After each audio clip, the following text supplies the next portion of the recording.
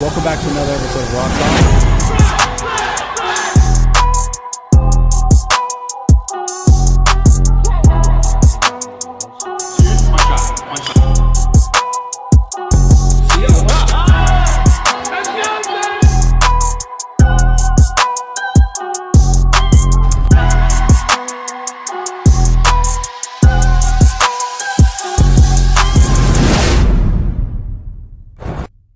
We're doing a pod. Lana Rhoades, she's about to pull up. She said 12 o'clock. It turned into 1 o'clock, and 1 o'clock turned into 1:30. It's fine. I'm used to that. It's LA time. Anytime anyone comes to LA, including myself sometimes, I'm like, yeah, I'll be there at 1. 1's like 2. Go subscribe to the motherfucking podcast right now, or go fuck yourself. All right, this is pretty much how I feel about my life. I got stories to tell, man. I have stories to tell. I have things to say. Probably not going to say it on this podcast, but we're going to talk about them. We're going to talk about all of them. We are going to talk about the truth. We're going to get to the truth about Sylvie. And my social security number is. Yeah, go ahead. And he lives. Please insert all his personal information into this video, Jacob, as you see fit. Bank accounts, routing, checking numbers, credit card phone numbers, number, address, all that. But yeah, Lana's about to pop on. The #1 fucking podcast in the world. Go subscribe. She's about to pull up. I'm out of the way.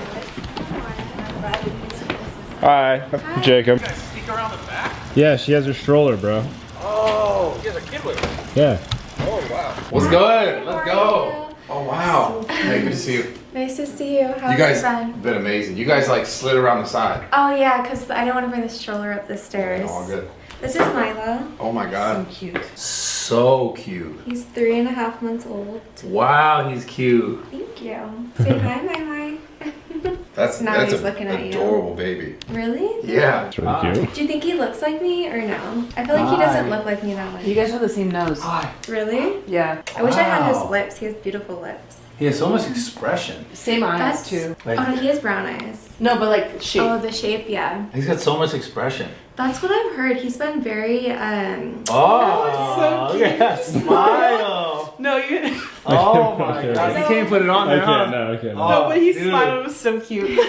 Hi. Gonna smile for us? He goes everywhere with you. Pretty much, yeah. Yeah. I mean, When the you- only place I can't take him is the gym, so I have a nanny watch him when I go to the gym. Yeah, it makes sense. Yeah. That baby, dude, I want a kid so bad. Fuck. He I want gives a kid. everyone baby fever. I want a kid. He loves listening to Rick Ross, like, Yeah. Yeah, that's cool. Wait, what? that's his favorite music, Rick Ross. Wait, but it goes on. Is he like extra with his hands or something? Like, how do you know? She like, yo, Start dancing. He smiles. he's like, that's my shit. Oh, this is she needs no intro. What do you mean? Thank you. She needs no intro. Thank you. Yeah, Well, thank you for having me on your podcast. absolutely. I've been wanting to have this conversation for a while with you. For a while. Yeah, well, I've been living just like all over the place. So I actually haven't been back to LA in, I think, over 6 months as well. It's my first Did time you back. avoid it for some reason?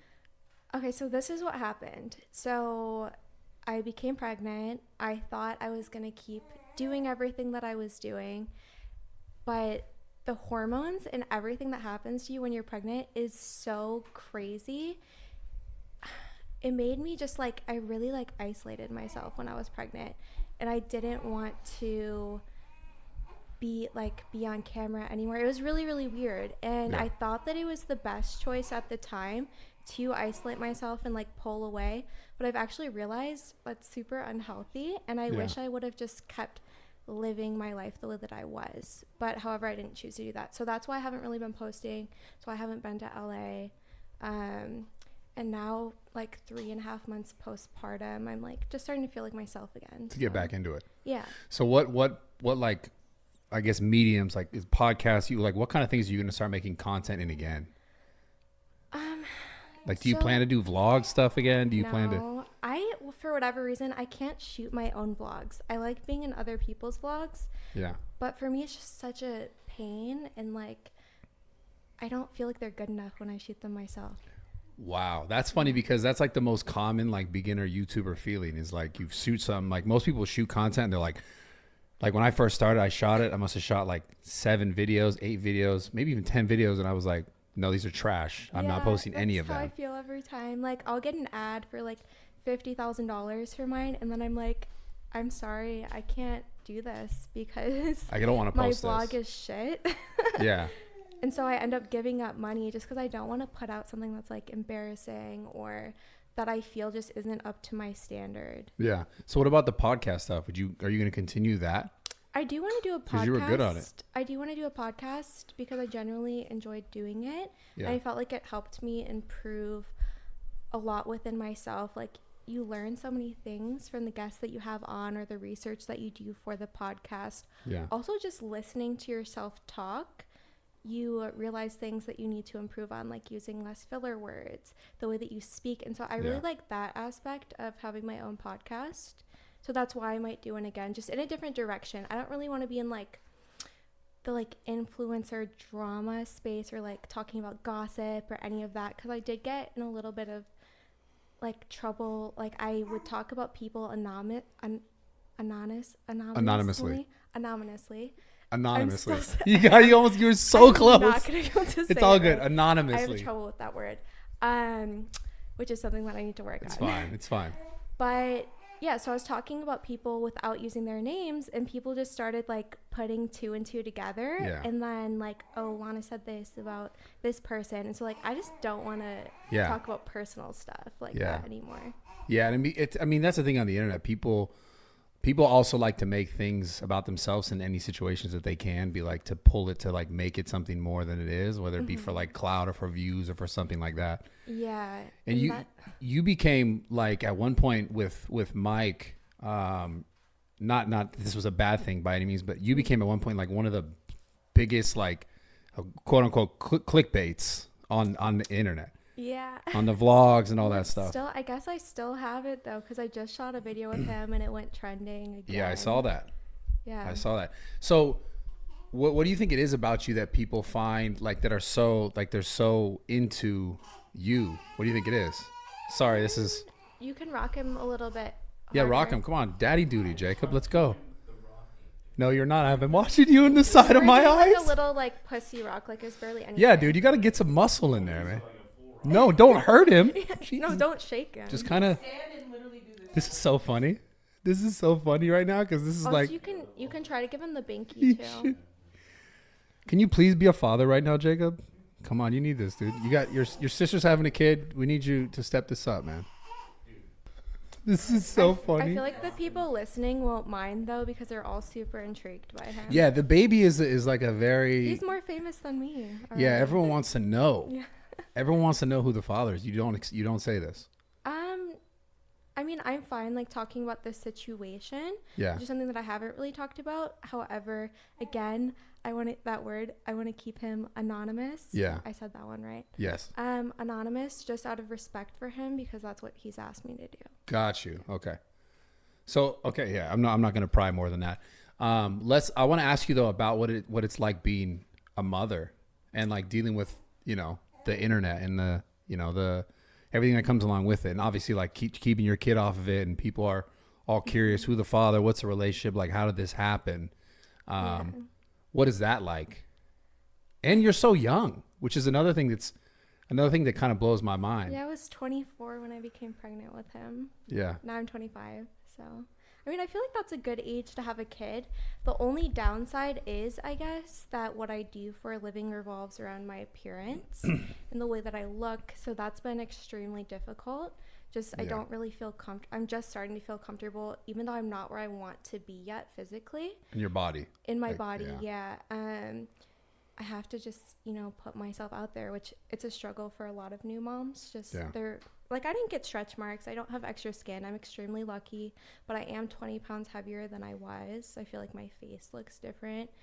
And the reason why it's important to talk about it is because a lot of moms who had kids also feel the same way. Yeah. So that's been a struggle, being young and having a baby, and then also having social media as a career, being a model, like that type of stuff. Yeah, having to perform or look a certain way or be perceived a certain way so that you can continue to post content. Everyone's going to tell you how they think that you look. They don't care that you just had a baby. It's like, oh, you're fat now. Yeah. Or you look older. I mean, this is such a crazy thing though. Like the internet in general is just, it's a place where all sides of every story are never really told, and people just kind of pick and choose the points that they want to like analyze or like hyper focus on, and then oh yeah, I've experienced that so much. Yeah, like you can do so much positive, or something can just be completely different. And you can even tell people like, no, this is what happened, but people are still going to go with like the mean version or the negative version. Why do you think that is? Why do you think? Because I've experienced this so many ways, my own way, and I've experienced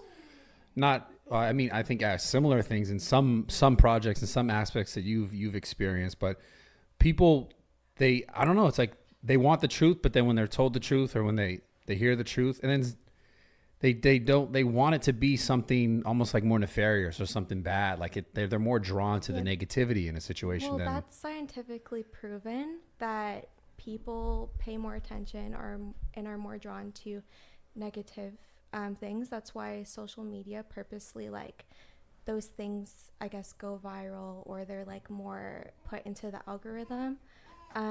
It's been shown on social media with like statistics. Yeah. So it's just that people, I guess, find that more interesting. Yeah. Yeah. So. And no one wants to make an article about like Bradley Martin saved a drowning homeless person. Like, no one cares about that. It's Bradley does drugs and steroids.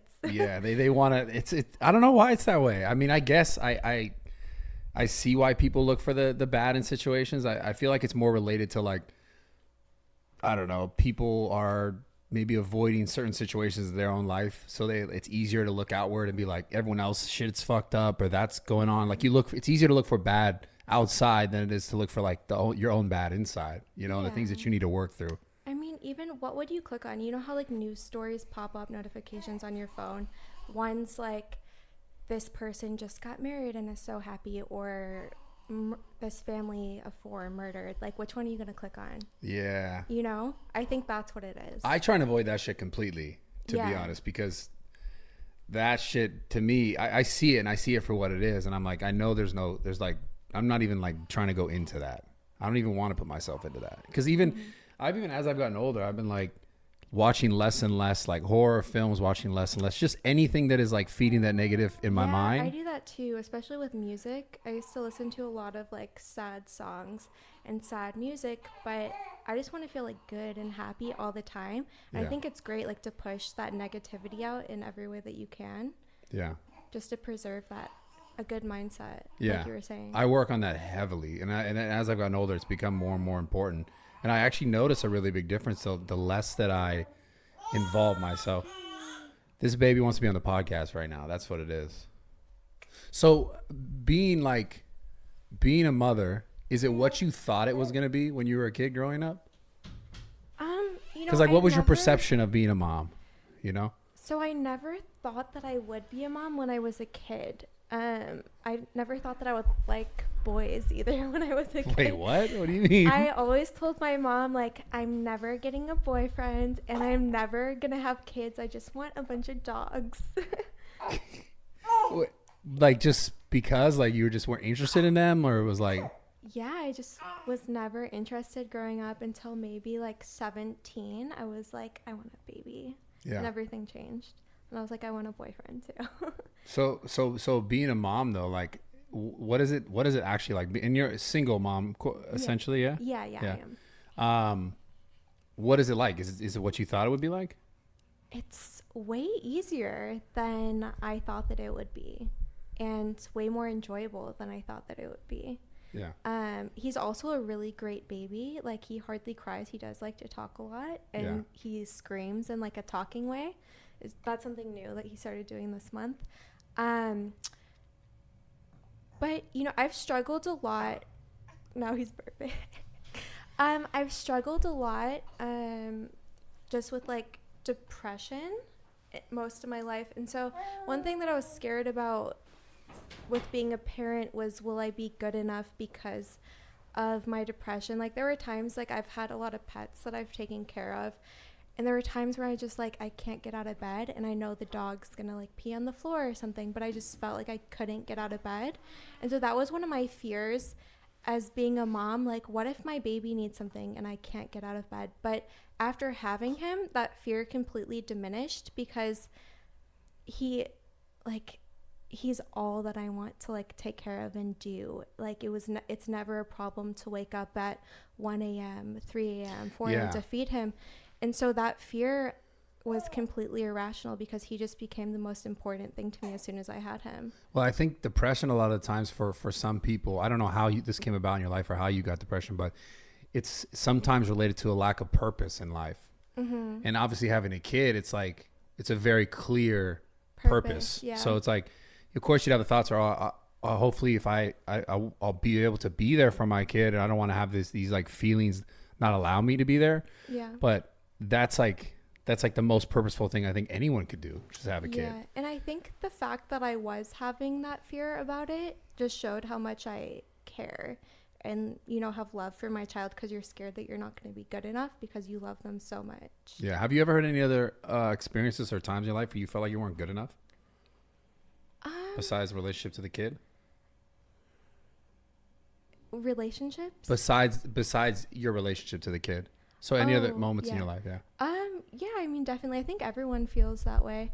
I think everything that I've gone new into, I always thought that I wouldn't be good enough. Like, even when I first decided that I wanted to go work at a restaurant like Hooters when I was 17, I was like, I'm probably too ugly. They're not going to hire me.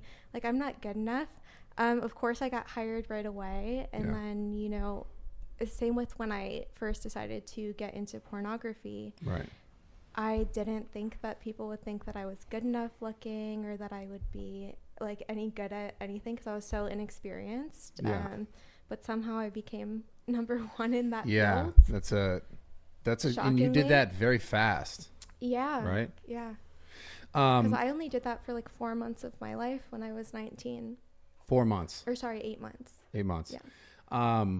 So that whole experience, do you ever think, because you know everyone has such a negative view on that. Not everyone, but a lot of people have this like perception of, you know, or when you have a kid, or what are people going to think? Like, what is your kid going to think? Like all this kind of like negative thoughts on that. Do you ever worry about that in relationship to your kid, knowing like what his mother did or what, you know? You know, not at all. I myself am against pornography now, from my own experiences. But I think... Why are you against it now? I just didn't have a great experience, and I don't think that it's great for other women or even men who do it. I don't think that it's great for them. What was bad about your experience? And I'm sorry, I just kind of... Oh, it's okay. Yeah. I just had quite a few bad experiences. So there's different levels to it, obviously. It's mostly hardcore pornography that I have an issue with. Mm-hmm. I don't mind girls, like, I mean, everyone can do what they want. I just don't think that they're making the best decision for themselves going into that career.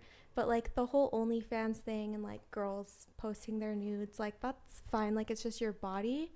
But I don't think that having like sexual relations with people that you hardly know is good for your mental health or like your heart. Yeah. I don't. Can you speak? You can speak on that person. I'm assuming you've had. Yeah. I mean, there were times when I was doing scenes that I really didn't want to do with people that I really didn't want to let touch my body. Why did you do it? I just felt like I had already signed up for this. There's also a lot of pressure. So the agents, like if someone's going to do it, I don't think that they should have an agent. That's where a lot of the pressure to do things that you don't want to do comes from. Yeah. And being an 18, 19-year-old girl, you just don't know how to say no. You want to make everyone happy, and I was very much a people pleaser. And so I just wanted to make my agent happy. I wanted to make the fans happy. I wanted to make all the directors love me. So I felt pressured, and I felt like I couldn't say no in a lot of situations. And that's no one else's fault besides myself, because I'm the one who didn't say no, and I'm the one who didn't stick up for myself. So it's my own problem, but it is, experiences that I have to deal with now. Yeah. So I'm curious about your childhood. Mm-hmm. You don't really talk a lot about like your family dynamic and like your upbringing. Yeah. So what happened with I know your sister, she dealt with like a lot of issues. Yeah. So my sister first, like we started noticing that she was like different or mentally ill when she was like 12. And you were how old? I'm 3.5 years younger than her. Okay. So you were younger than her. Yeah, so I was younger, but I sort of always played the role of like the older sister taking care of her because of how bad it was. So her mental illness like progressed over time. At first, it was just no one in my family knew what this was, but she started pulling out her own hair. So she'd have no eyebrows, no eyelashes. Then she started pulling out hair in her head as well. And She's like plucking it out? Plucking it out and then looking at, you know how there's like a follicle on it? Yeah. And so she was like fascinated by the white like follicle at the end of it. So later we found out this is a disorder called dermatillomania, which is where you pull out. This is a real thing. Yeah, it's a real thing. Oh my God. So it's a mental compulsion disorder. Okay. And so that was how her mental disorder like manifested itself first. And then came her anorexia. She had severe anorexia. So she was also like bone thin. What the? Yeah, so imagine like I was very young. So I see this person who has no eyelashes, no eyebrows, like bald spots that they inflicted on themselves and extremely skinny. My sister looked like a monster to me at that age. I was scared to look at her. Wow. And I tell my parents, you have to make her draw eyebrows on for me to look at her because I was so scared. I thought that she was like a monster. Wow.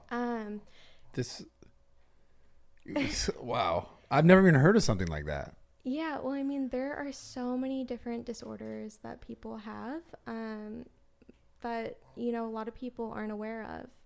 Yeah. And then I'm sure you're more familiar with like bipolar and schizophrenia. Yeah, of course. So then after that, she was diagnosed with bipolar when she started having suicide attempts. And then after 18, she became like very like out of touch with reality. And that's when we're like, this is schizophrenia. Did you ever worry that like you would have any of those things just because of relationship, like genetically, like, oh, she's my sister, maybe I'll have something like this? Or So I always thought that, you know, I got extremely lucky. I got a good, healthy brain. Yeah.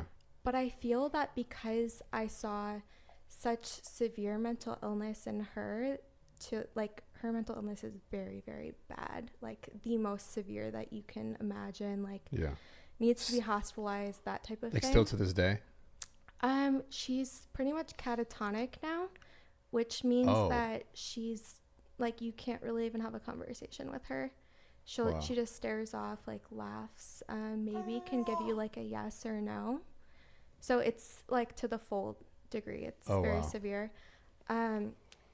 But because I saw her mental illness and how bad it was, I thought that's what mental illness is. So I feel over the years like I've had depression, I've had issues, but I was like, I'm not mentally ill. I don't have a problem. I'm fine, because that's what mental illness is. So I downplayed my own because it wasn't to that severity.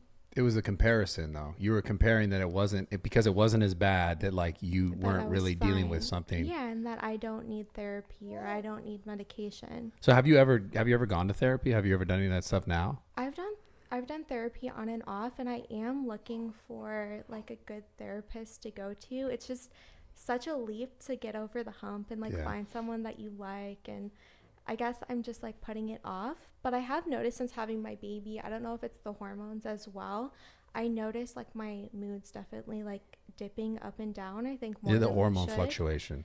Maybe, yeah. Or it's triggered, maybe something like underlying. Because luckily I'm very good at self-regulating. So I notice like I'm walking down the street and I'm super happy right now. And then 10 minutes later, I'm like, well, this whole day sucks. Or like, really? Angry. Like it's that drastic? Yeah, in like a 10-minute period. And it's like, well, nothing happened. But because I'm so good at self-regulating and I know that those are just, you know, it's not actually what's happening. Right. I'm able to tell myself like, no, it's fine. You're good. You're going to feel better in 10 minutes, in an hour, when you wake up tomorrow. How do you think you learned that ability, like of self-regulating, like you being able to understand that this is happening to me, this is how I feel, but this isn't exactly what's going on? Like, where did you learn that from? I suppose just I wasn't really as aware of it, but I guess I have been going through that for like years. And so just from experience, you realize like, hey, I felt like this before. And then I like 10 minutes later or the next day, you were happy again. So just ride it out. So it's just from experience. Yeah. That's really important you say this, though, because I can look back on all my anxiety, my moments, my panic attacks. Yeah. And that was one of the things that really brought me solace was I realized in the beginning, it was always like, this is it. This is because I always had a fear of death and my anxiety was revolving around that. And I was like, I'm going to die. This is the moment. This is the thing. And it would be to this crazy degree where like my heart rate would like increase like physically to a crazy amount because I'd be so worked up, so worried. Yeah. And then it would always pass eventually and I'd be good. And then it would happen time after time after time. What are and some then, examples of things that would like throw you into that? oh man, I hyper focus on things. So like I'm a very like my mind's very, very active and I'll hyper focus on things. So what happens to me a lot of the times is I'd lay in bed at night and I'd feel my heartbeat. Mm-hmm. And then You're like, I'm gonna have a heart attack. Yes, and I'd start to be like, wait, did it skip a beat? Is that normal? Is it beating too fast? Is it beating too slow? So and I can't even. Yeah, a lot of times I'd end up crying, and the times I couldn't differentiate. Like I just kept thinking like something's wrong with me, and then it would just kind of grow. The worry would grow, and then like I would get almost somewhat erratic, and I'd either be like calling my mom or like calling a girlfriend at the time, and next thing you know, like I'm calling the ambulance, and then they put the EKG thing on me, and they're like, you're good. You need like an Ativan, which is like a anxiety medicine. Yeah. And I realized over how many times it happened to me, that was the thing that brought me real solace. Like the same exact thing you said was, this happened. And it wasn't the last. This baby's so fucking cute. I'm over here. Listening to you. Oh my God. So this wasn't the last. It's like, it's not going to be my last time. Cause it was like, 100 times that it happened. And I was like, okay, I'll be okay. And then I started to learn that and it started to change my life because I was able to recognize it. Yeah. But I have a That's question. key. I have a question for you. What's your relationship like with your father? So my mother and father got divorced when my mom was pregnant with me. So my mom was actually a single mom as well. Yeah. And my parents had a really rough divorce. And my mom just was like, we knew she didn't want us to like our dad.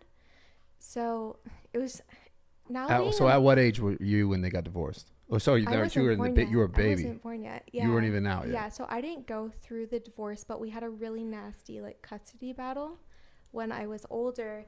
And now becoming a mom, like I just don't really get where my mom was coming from. The situation that I have like with my child's biological father is like I would never want to cause any harm to them or their life. Like I don't even take child support or anything. Yeah. And there's nothing wrong with taking child support if you need it. However, I don't need it. And so I don't want to be, take it just to be spiteful or I understand. What's the word I'm looking for? Or just take advantage of the situation. Yeah, like that's not me. And so now when I look back, I always thought that it was normal the way that my mom acted about like custody and the divorce. And like I feel so many women get spiteful as well when the relationship doesn't work out and they involve their children in that spite, which is something that I don't understand. Like me and my sister weren't allowed to like our dad growing up because my mom would get angry and yell at us basically. So you thought you felt you weren't allowed to like your dad because she would be like, you'd say something like, what would show you that? Like if you were like, oh, I want to go see dad, she'd be like, you shouldn't want to see that guy. Like that kind of stuff. We would never be allowed to say that. So this is so bad, but my mom, so we would go to court for custody and my mom would feed us like lines to tell the court about my dad. And we would have to, we just wanted, she was our mom. We wanted to make her happy. Of course. And so I feel this stress also is what triggered my sister's mental illness.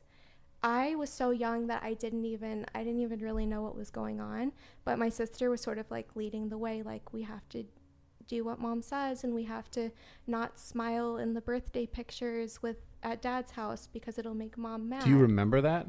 Her saying that to you, like that kind of stuff? My sister saying that, yeah. And then I do remember my mom like in the car bringing me home from like preschool and she's like, so what are you going to tell the court on Wednesday or whatever? To me, I just, I've always been like, I don't really hold on to things. So I just sail through things in life. So it didn't really affect me that much. But now becoming a mother myself and having like the situation that I have with his biological father, I just don't really get where my mom was coming from, or where a lot of women are coming from that act that way with the custody of their children, or like in a divorce, being Like spiteful. why do it in a negative, such a negative way? Yeah, like if you have problems with the father, like take that up with him. Don't bring your children into it. Yeah. I think it's a different type of manipulation, right? Like there's something that happened there that she felt resentful for, and then. But why would you want to hurt me and my sister? I'm not saying it's the right. Kids should be completely left out of it. Yeah. That's part of the reason why I also respect the wishes of his father not to reveal his identity online. Like, I don't want to cause any issues for my like son growing up, or I still don't even know how I'm going to address that situation to him, because he's not involved whatsoever. So The father. Yeah, he's not involved whatsoever. Zero. Like money, nothing. Nothing. Oh. No money. I'm not seeing Milo, anything. Okay.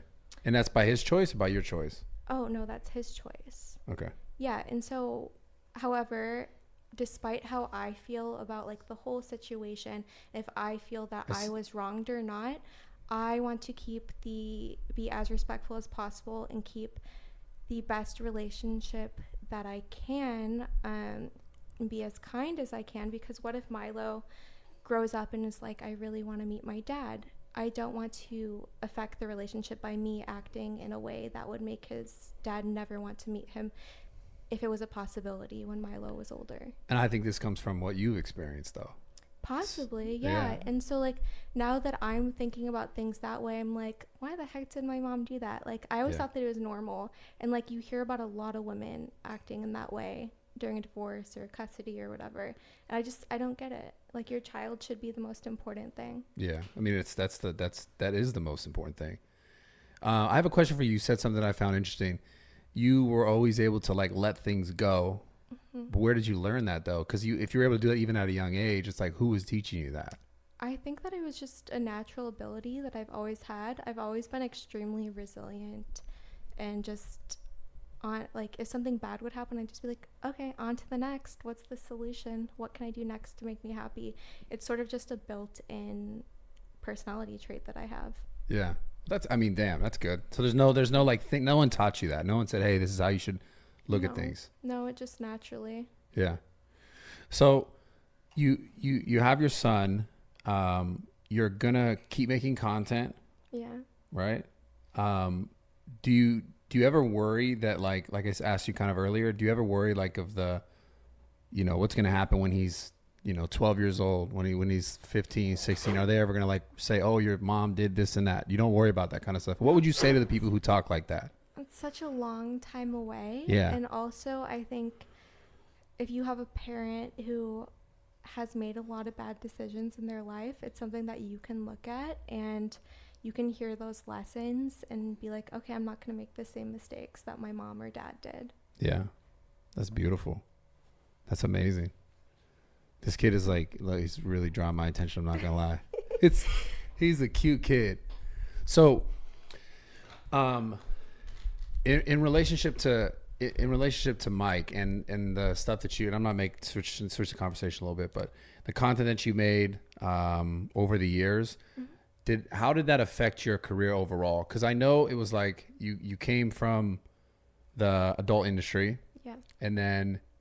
What I would say, obviously, you were one of the most popular adult actresses very fast, right? You were number one.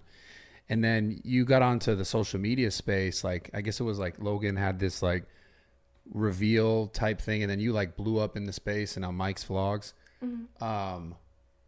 How has that changed your like direction of your life? Because I feel like that was something that like completely changed. I mean, unless it was like already in that way, you were already on a certain path. Yeah, so essentially I had done adult films for 8 months at 19.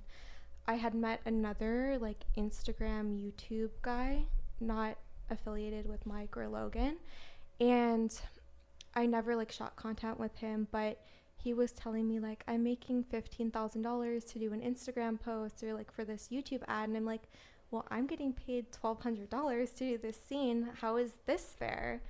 And I sort of realized that I was being taken advantage of, like Okay. doing sex work for an amount that people are getting paid way more just to post a picture on Instagram.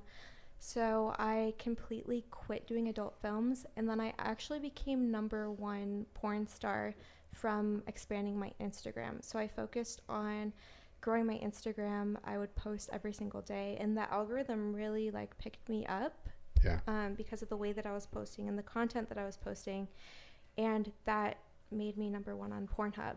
So it wasn't so much the porn itself. It was It was the social media exposure. Yeah. And then you started doing vlogs and stuff with Mike. You guys obviously started dating. Like, where did that because I feel like that, from my perspective looking at it, Mike's channel blew up, but you also like took off to like a different height, you know, like numbers wise and all that. Yeah, I mean, I already had I think I had like 8 million followers on Instagram before. Now I have almost 17 million. Yeah. But I did notice a big growth when I was first in Logan's vlogs. But it did help people see me more as a person and the positive attributes that I have outside of, oh, she's just like hot, or I just want to fuck her. Right. Yeah. I think that's the biggest thing in social media. Like the two people that I think about, and I think you guys are actually both working on the same platform, is Mia Khalifa. Oh, did they? I'm not sure. I think she's we on the signed her center- on Centerfolds. Yeah, she has it in her bio. Okay.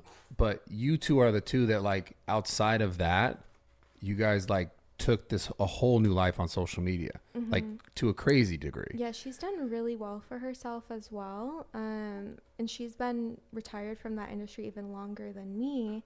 And she's managed to make a career up until this point and ongoing, which I think is really inspirational for other girls who might have made the same decisions, and knowing that they can become successful outside of that, and that there is hope. You don't have to keep doing something that you don't want to do. Yeah. I have a question for you. What do you think you're most proud of yourself, not in the sense of achievement wise, in the industry or on social media or in that, but just in life? Like, what do you think you're most proud of yourself of in life? It's right here. Right here. Yeah. This baby. I'm so proud of him every day. Like, even if he takes a poop, I'm like, you are the most amazing creature on the planet. You make me want a kid so bad. Oh man, I want a kid so bad. I'm getting fucking old. Yeah, no, it's seriously, it's so enjoyable and amazing. Someone was just asking me yesterday at the Playboy office, like, aren't you like annoyed you have to change his like poopy diapers? And I'm like, no, when you have a kid, like, you feel proud even of them like taking a shit. You're like, yeah, that's it. Yeah, like it every time he smiles when I'm changing his poopy diaper, because he knows that I think that it's like amazing and good. So I'm like cheering him on. It's beautiful. So the Playboy thing, what are you doing with them? We do so. I have a friend who works at Playboy named Holly. She's been my friend for like half a decade now. Yeah. So I used to work with her at Hustler. Oh my God, beautiful. Oh, did you like the people at Playboy? Yeah. He met all the girls there, and they were so nice to him. So when she moved over to Playboy from Hustler, because I used to work with her at Hustler, that's how I met her. She bought me in. I started working with them on just all of their projects. So we do clothing together. I'm also part owner in the new platform that they have, Centerfolds. Yeah. What is that? Because I see the pictures. I don't really know exactly what it is though. Is it launched yet? Is it like? Yeah. So it's already. We did a soft launch. Okay. We're doing a few tweaks to the platform before we do a hard launch and like really start promoting it heavily. But essentially, I guess the most mainstream thing to refer it to is OnlyFans. So it's like an OnlyFans platform. However, we do not allow penetration or sex. So you can't post whatever you want. It's just nudity. Okay. I love it. I have a profile on there, and I also help onboard other girls. But my content is more so like I have like. Yeah. I think he wants to be part of the conversation. He wants to tell you. I post like my skincare routine, like. Yeah. You want to talk? My travel guides. Just a little more insight into my life than you can see on my Instagram. Yeah. So my profile is very PG. I feel like he wants me to hold him. I wonder if I feel like that's what it is. I got it. Oh gosh. Oh, hi. Now you're definitely gonna like get some girl pregnant after this. Yeah, So 100%. you can have one. Oh my goodness. You okay? Good? That's mom over there. Hi, baby. That's mom over there. Hi. This really made me want a kid. I'm not gonna lie to you. Have one. He's like, wait, that's my mom? Yeah. Who's holding me? Yo. Oh my God, you're so cute. Hi. Hi. he's Oh, smiling. smile. Mommy. He's smiling so This is a hard big right now. moment for me. Really? Have you held a baby this young before? Yeah, my half sister. Yeah, Faith. What about a boy? A baby? Not a boy. Not a boy though. That is different. I've never held a baby boy. No. He was the Okay. first newborn baby I've ever held. He seems to love that you're sitting over there right now, And he and, can look at me. and he can look at you. Yeah, and he likes listening to me talk too.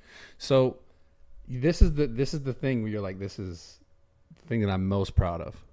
Yeah. What have you learned though in your life that you're most proud of yourself? Like what feat mentally you're like, I'm glad I finally figured this out about myself. Yeah, so over the past year with all the past year for me was really difficult just because I did choose to isolate myself essentially for almost a whole year of my life. I barely Yeah. saw anyone. It was just a very lonely and like I was wondering what you were doing. I was like, she doesn't I post was- anything. Like, just not like in a great place. I just Yeah. wanted to have the baby here, not be pregnant anymore. I had an extremely rough pregnancy. So I went what do you through mean rough? Like just because like physically. okay, I was so sick, mentally and physically. okay, So it just was not a great time for me, and I just could not wait to not be pregnant anymore. And so I just wasn't living my life at all because I was like, I'm going to live my life after I have the baby, which I see. no one should do that. Regardless of what you look like or how you're feeling, you shouldn't isolate yourself, and you should live your life. Your life is so short. You should enjoy every single day of it. Yeah. However, when you're in that mental state, it's very hard to see that.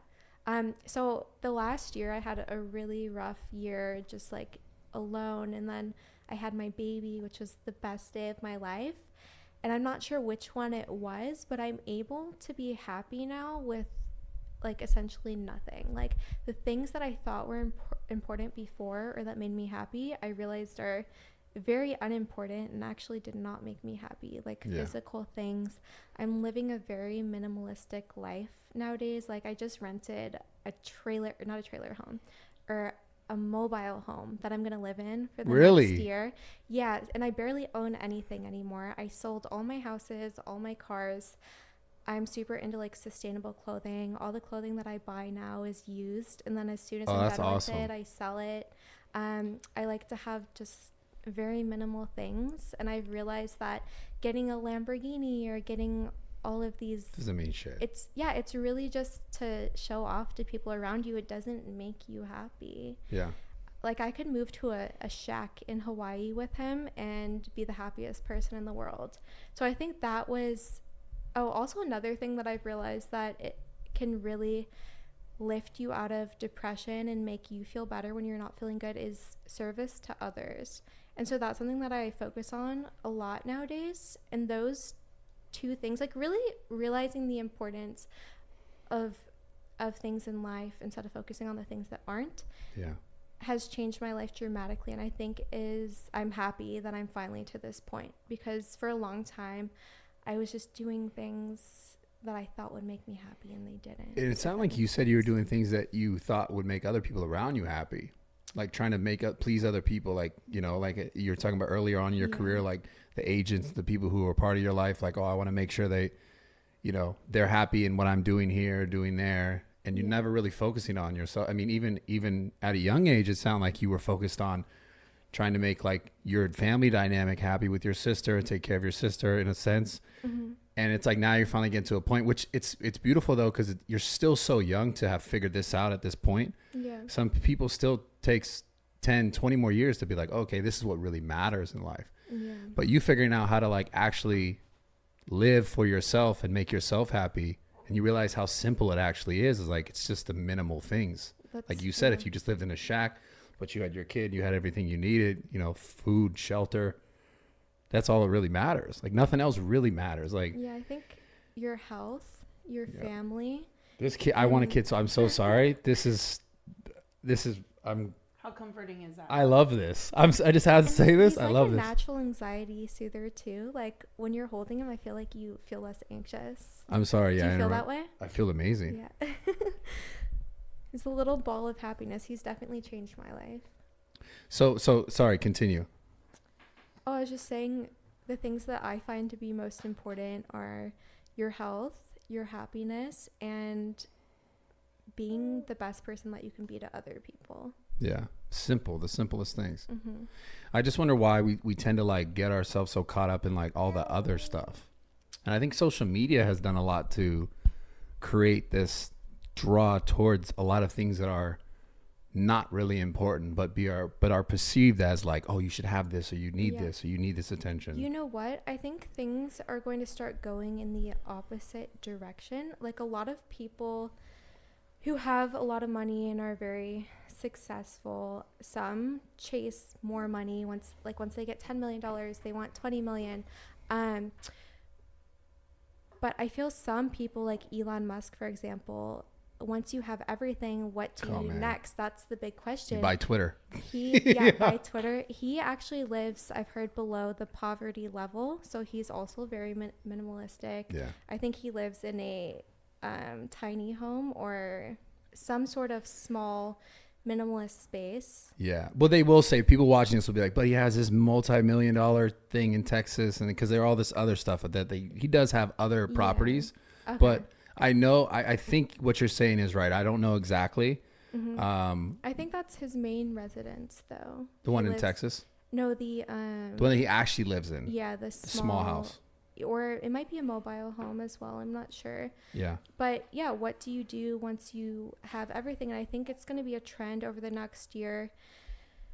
People not like wanting to flaunt their wealth on social media and more so being more conservative and sustainable living. I think it's going to be a big thing over the next year, just in fashion as well, because I'm very,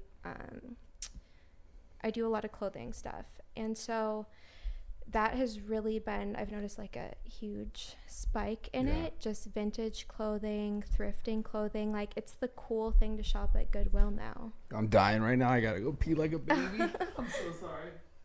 Here. Hi. Oh my God. You got him? Yeah, I got him. Kids do things to you that are so different. Like, I don't think I should have held that baby because like I really want to have a baby now. Nah, I have baby. You've been saying that for the longest. I know, but the minute I held that baby, Pull the trigger. the minute I was telling him though, I feel like he's gonna have a little girl. No, I want a Next boy. thing you know, I wanted a girl and then I got a boy and I couldn't imagine having a girl now. So wait, So, should I say I want a girl so I get a boy? No, Like, but I it's think like- I don't know, but like you just look like a girl mom. I mean, a girl dad. No, I'm getting I want a he boy. does look like a girl. No, stop it. He looks like a girl dad. No. Yeah, feel I like he'll can see have a him girl like and dressing he'll have up a his boy. girl in like tutus and No. like, playing tea party with You her. wanna know why? Because he'd be so protective of her, and the thing is that the way, just a lot of things would change in general. But I You need. get what you need in your life. Like God gives you what you 100%. need. Yeah, I agree with that. Like, I've always so, wanted I mean, two you might boys. have a boy too, but like I think you'll have a girl first and then a boy.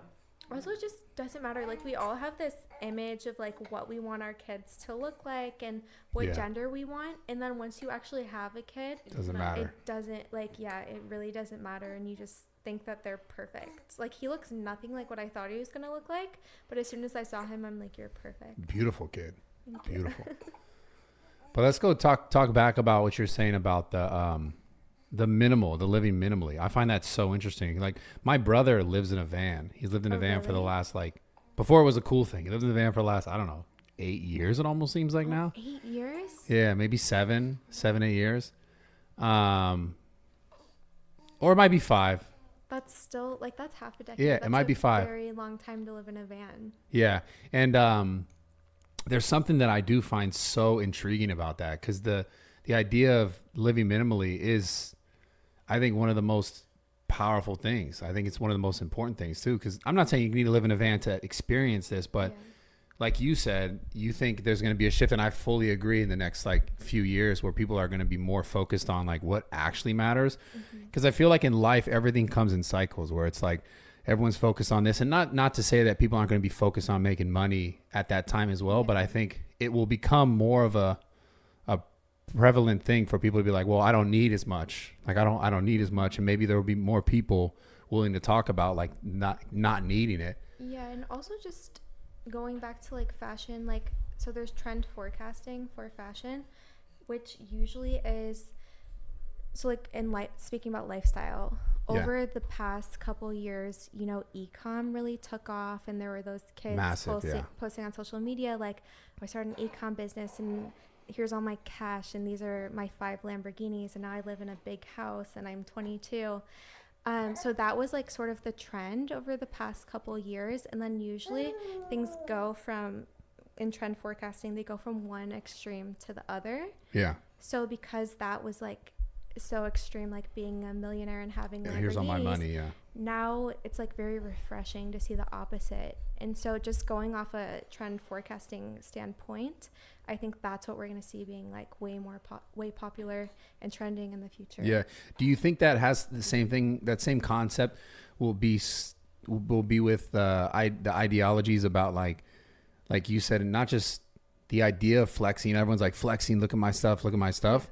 And then more people actually talking about what actually matters, meaning like the type of content that people make. Or do you think it's going to shift towards, I guess in a sense, more wholesome, more people talking more about the things that actually matter, and then that having a rise in what's actually popular? Meaning, are more people going to start watching more of that content? Or do you think, because when we were talking about this earlier, are people still going to go towards the negative and the, you know?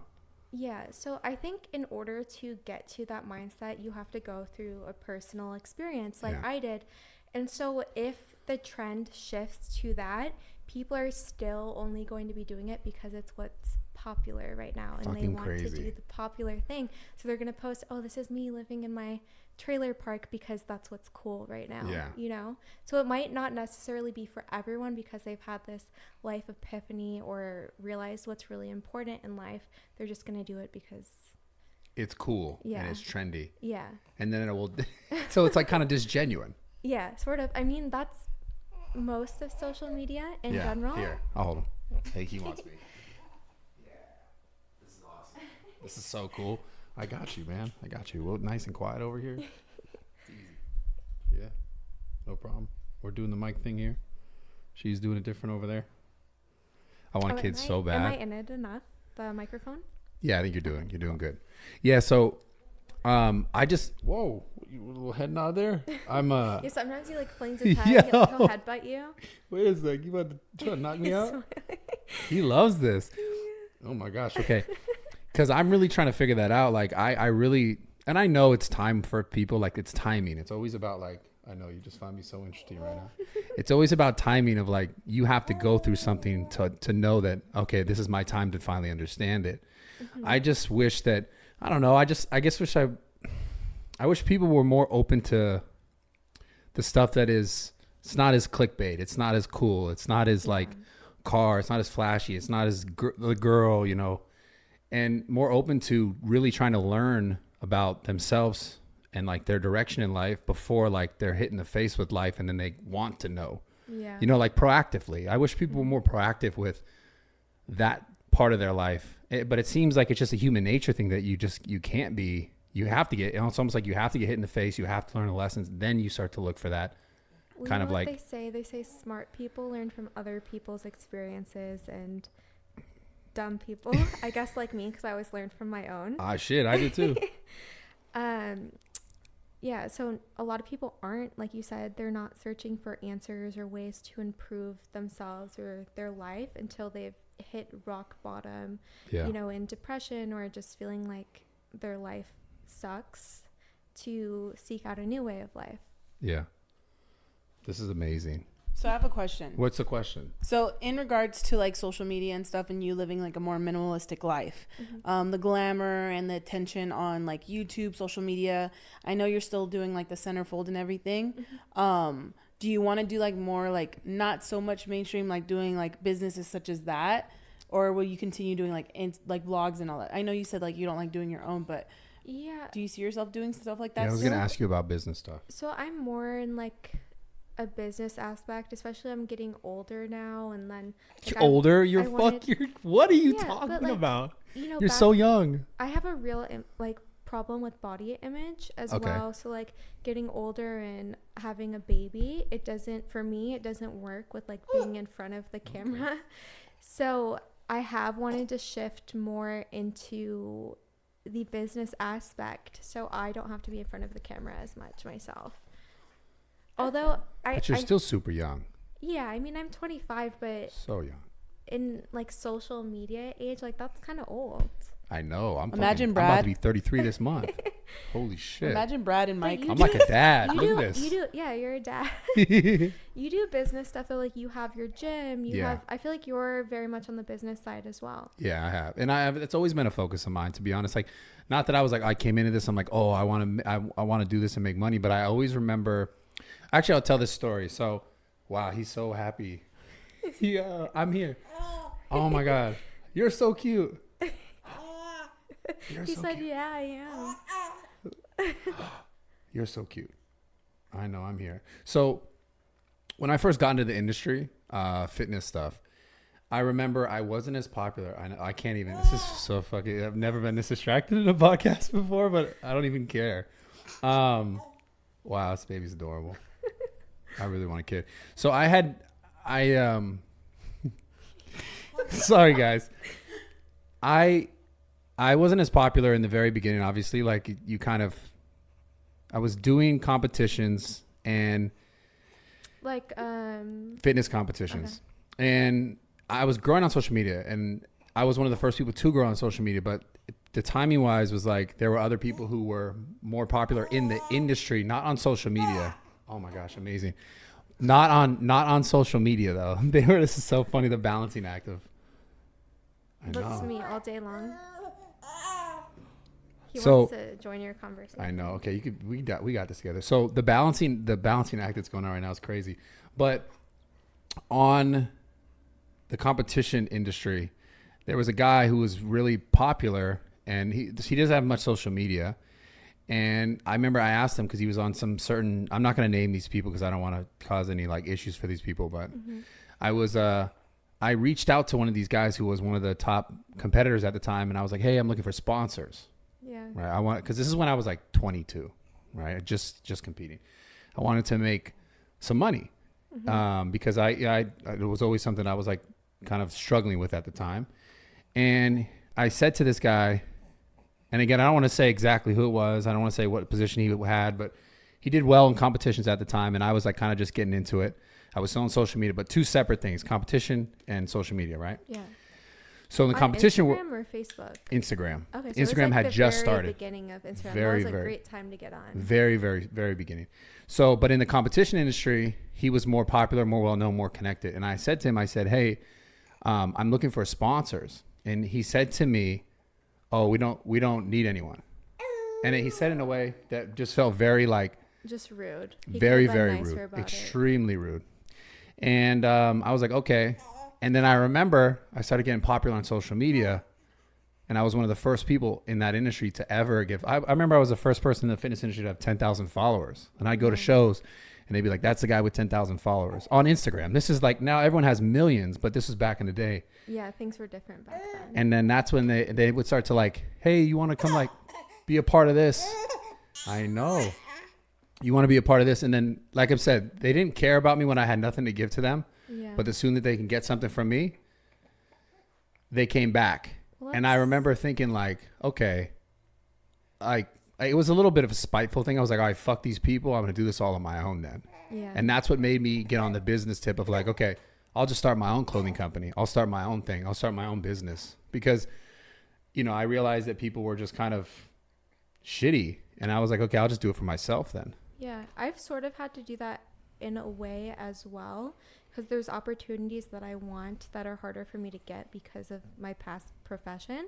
That, if I was someone who had 17 million followers and, the engagement and the popularity that I do, I would for sure be able to do these things if I was famous from something else. Yeah. But I'm not, so like you said, just like starting your own business. If there's something that I'm interested in, I'm not going to let other people tell me that I can't do it because they don't want to work with me. I'm going to start my own company and beat them out competitively. I guess. Absolutely. Make my company more popular than theirs. So have you met anyone, or do you have any people in your life that teach you business stuff, or that show you stuff, or that have like opened up your mind in that sense? I mean, I get inspired every day by things that I see that I would like to be part of. And then my manager is really great. She knows a bunch of people in all different fields. So she's able to connect me with the right people to help me on those ventures. Yeah. Which has been very helpful, because in the past, when I did not have a manager or that support, I would have like a really good idea, but then I would spend way more time necessary, like launching a business or sourcing products or doing the things that I needed because I didn't have people to help me. Yeah. So it's definitely important to have the right people around you on those ventures. Yeah, having the right team. Yeah. It's definitely, that's sometimes the most challenging part though too. Because I mean, you could find people who, you know, are self-serving or don't have the right intentions, or I mean, that happens a lot, especially in this industry. If you make people a lot of money, like they always want more. Yeah, I've experienced that. Always a problem. But you just got to put your foot down, which is one thing that I've learned over time from being someone who would never say no to anything or anyone, to now, even if it's hard, you have to say no, or be like, hey, why do you think that you deserve this percent, or that? You got to be your best advocate in all circumstances. Are there any situations you could speak on specifically about that? Like any situation you're like, you like try to get taken advantage of? Just anything now. So one thing that I did learn over the past couple months from the whole NFT like thing was just saying no when I'm not super comfortable with brand, like saying no to money or sponsorships or deals that I don't know much about, or, you know, it's not really in my lane. Like this project I originally said no to, not because there was anything wrong with it. I really thought that it was going to be great for everyone involved, and I experienced something very similar. I saw very what you did, and that also, like, mine was very, very public, but a lot of these projects, they're just failing, and then because people aren't happy that what they invested in failed, all of a sudden it's a scam. I had the best intentions possible. I was working literally the day after I gave birth on this project. Like, I put so much effort into it, and I really wanted it to succeed and do well. I even gave you and my other friends what's it called, pre-sale mint or whitelist. Like, I gave it to a bunch of my friends because I thought that it was going to do well for them. Like, what was spread in social media about it was just so people could get views off my name, because I tend to go viral, and they made up stuff that I deal with the same untrue. Same shit in the same situation. Like, I had experience with these. It was ultimately my fault because I made a decision, just not so much prematurely, but I trusted basically people that I shouldn't have trusted. And I had a similar thing with these two kids that came with the idea, and I was like, wow, that's a great idea. So when I was thinking about doing an NFT, it was exactly what mine was this whole ape thing. And but it was a jacked version of it, which I was like, okay, that makes sense. It's on brand for you. Yeah, very on brand. And I reached out to them, and I was like, hey, I want to be a part of this. And it wasn't like I was trying to get paid to get promo or whatever. But the kids were like, yeah, we're going to do this. We're going to do this. We're going to do all this stuff. And then as soon as we dropped it, I don't think the kids knew they were getting into and how much money that was going to be there. Or maybe they did, and maybe they were just trying to be shady. But eventually what happened was they tried not to pay two of the other people who were bigger partners in the group with me. They were like main marketers for that, like in the NFT space.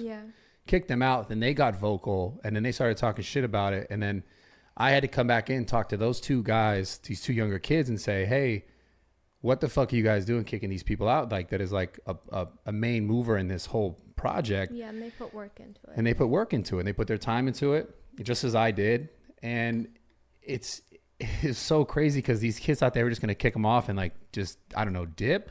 But I ended up having to like threaten to sue these two kids to give the company basically back to us so that one of the other guys who was in the project, who's still leading the project now, could manage it properly. But of course, everyone looks at me like, oh, that guy's a bad guy because I have the biggest name in it. You have the biggest name, even though you probably, like me, I wasn't responsible for these. Like, it was never part of the deal for me to be responsible for like the roadmap and the Discord, the money. Like, I never had access to a wallet or anything. I was just being paid the percent that I was told for being part of the project. Yeah. So very much like you, it was just, well, we had an. So what happened? I had to I had to try to threaten to sue these kids to get the money back to the project so that they can continue doing the project. They're still doing the project today. But it's like I had to do all this shit that you didn't sign up for. No way. Yeah. I signed up because I thought that we were going to really do these things, and then all of a sudden they just like, I wake up one day and they're like, the two guys are hitting me up like, yo, they kicked us out of the company. They took us out the Discord. I'm like, what are you talking about? And I'm playing damage control, trying to figure out what the fuck happened. And none of this was ever brought to my attention until like people are talking shit about me on the internet. Yeah. And I'm like, what the fuck is going on? And even to this day, kids talk shit about me. It's like, you don't know the story. You don't know the whole story. And it's just frustrating. And even if you tell it, they're still going to run with the other version, which is what I've experienced. Because I've literally said it a million times, what my intentions were, how it was supposed to go, and the facts, and people don't care. Yeah, that's the thing. But that's what we were talking about earlier. People, it's like they want to live in that negative space. And like I said, is it because that there's something else in their life that it's easier for them to look at you and other people that they look at as, you know, influencers or celebrities or whatever, and look at them in a negative light so that you don't have to look at yourself in your own real light and figure out your own shit. Yeah. It's easier to point fingers at someone else. Yeah, I don't really understand. And then the kids on the internet that talk shit is like, you're literally doing this just for views, just for money, which is another funny thing. It's like, hold on, you put your name in a title and my name in a title, and then you try to badmouth me or you in relationship to something that you don't actually know about just so you can make money. Who's the real scumbag in that situation? Well, and the fucked up part was, I mean, I don't want to talk about anyone specifically, but the person who started it, they had information beforehand. Like, they knew that I didn't scam anyone, and they still chose to do that video. And I had just had a baby 3 weeks prior. Like, I don't know why someone would do that and choose to cause that type of trouble or drama for me. Like, I was getting death threats because of it. Like, for their own benefit. Yeah, for their own benefit. And it's like, but this is one of the biggest problems on the internet. Yeah. In general. When people do stuff like that, though, it's no reflection of you. It's obviously something inside of them that is wrong. So I just try to not focus on it and just move forward. You know, that's the best that you can do. It's frustrating. Everyone was like, you should sue them, because what happened was they made a video, then everyone else was like, let's get views off of it too. So then other people made videos, other people wrote articles, and it became another viral thing. And everyone was like, you should sue, because it was quite damaging for the time, and it was really stressful having people threaten me a month after I had a baby. Yeah. But my mom always told me growing up that suing people was wrong, and I also just wouldn't want to go through that process, because that would force me to live in a negative mindset longer than I would need to. Yeah. So you just focus forward. Yeah, just focus forward. And I've been in the industry long enough that I know that these things they eventually smooth over. And the reason why it didn't get to me as much was because I knew that it was absolutely untrue and that I would never do anything like that. I'm always how can I help other people? I'm always very generous.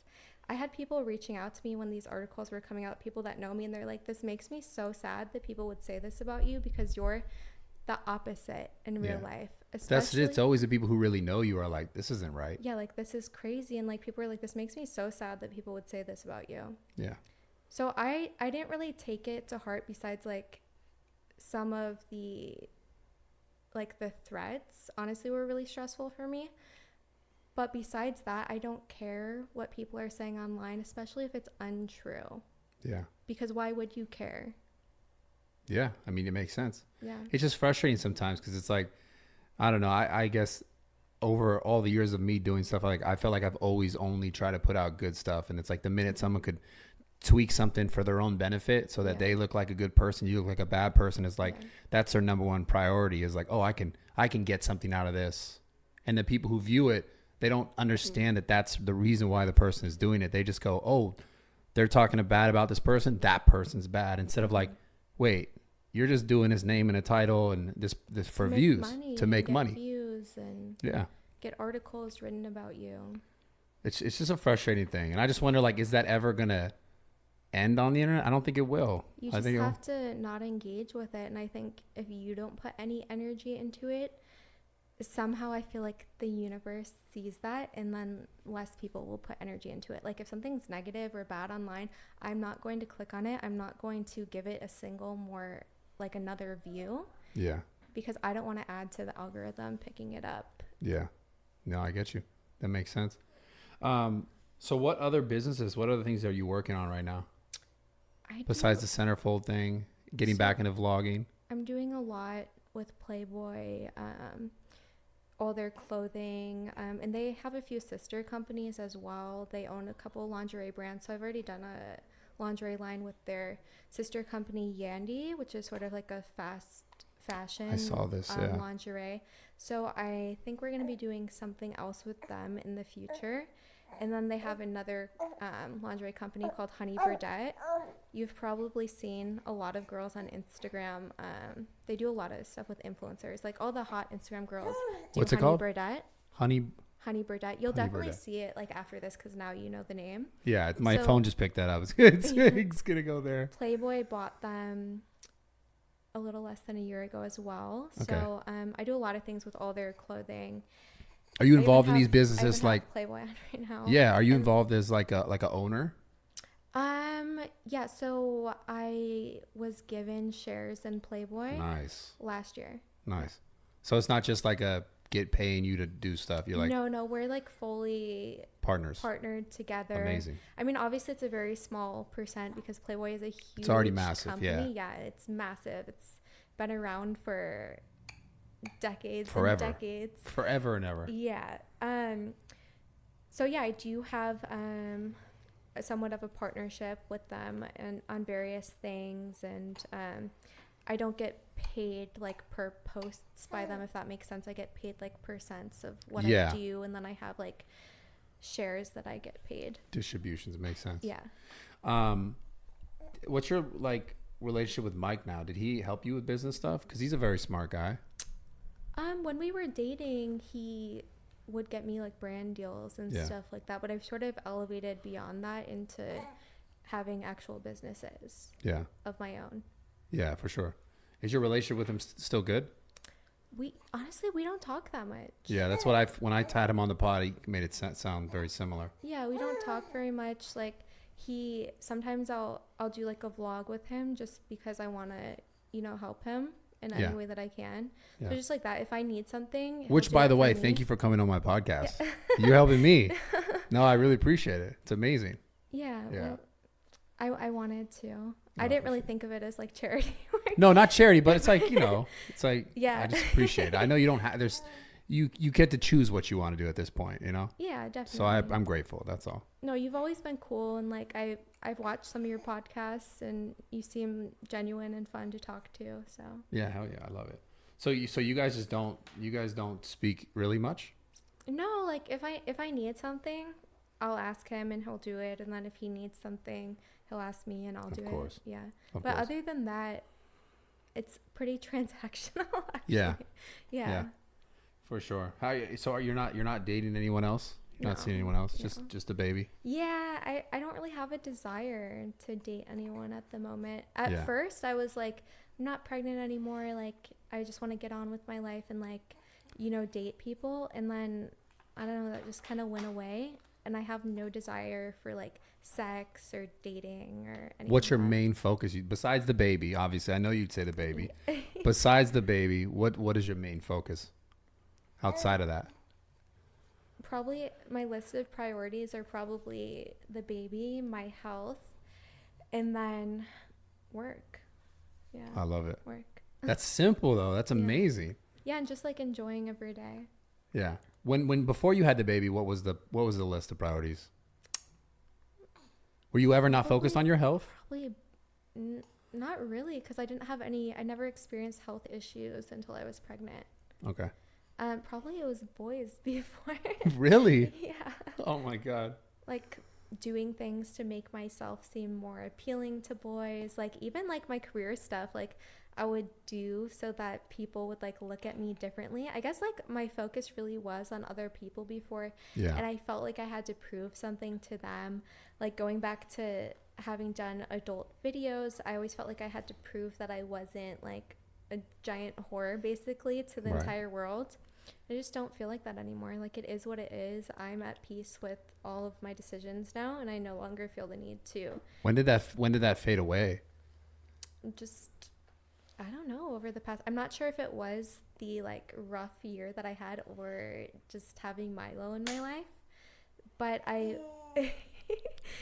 It's a funny answer because like you said earlier when you were younger that like you told your mom that you were like you didn't think you were gonna like boys. Yeah, that's And then you grew up and you're like trying to do everything for boys yeah, or other people to make them happy. yeah, and then like wanting a boyfriend and like wanting to be loved. You know, actually that might have went away because now I have an even better love in my son.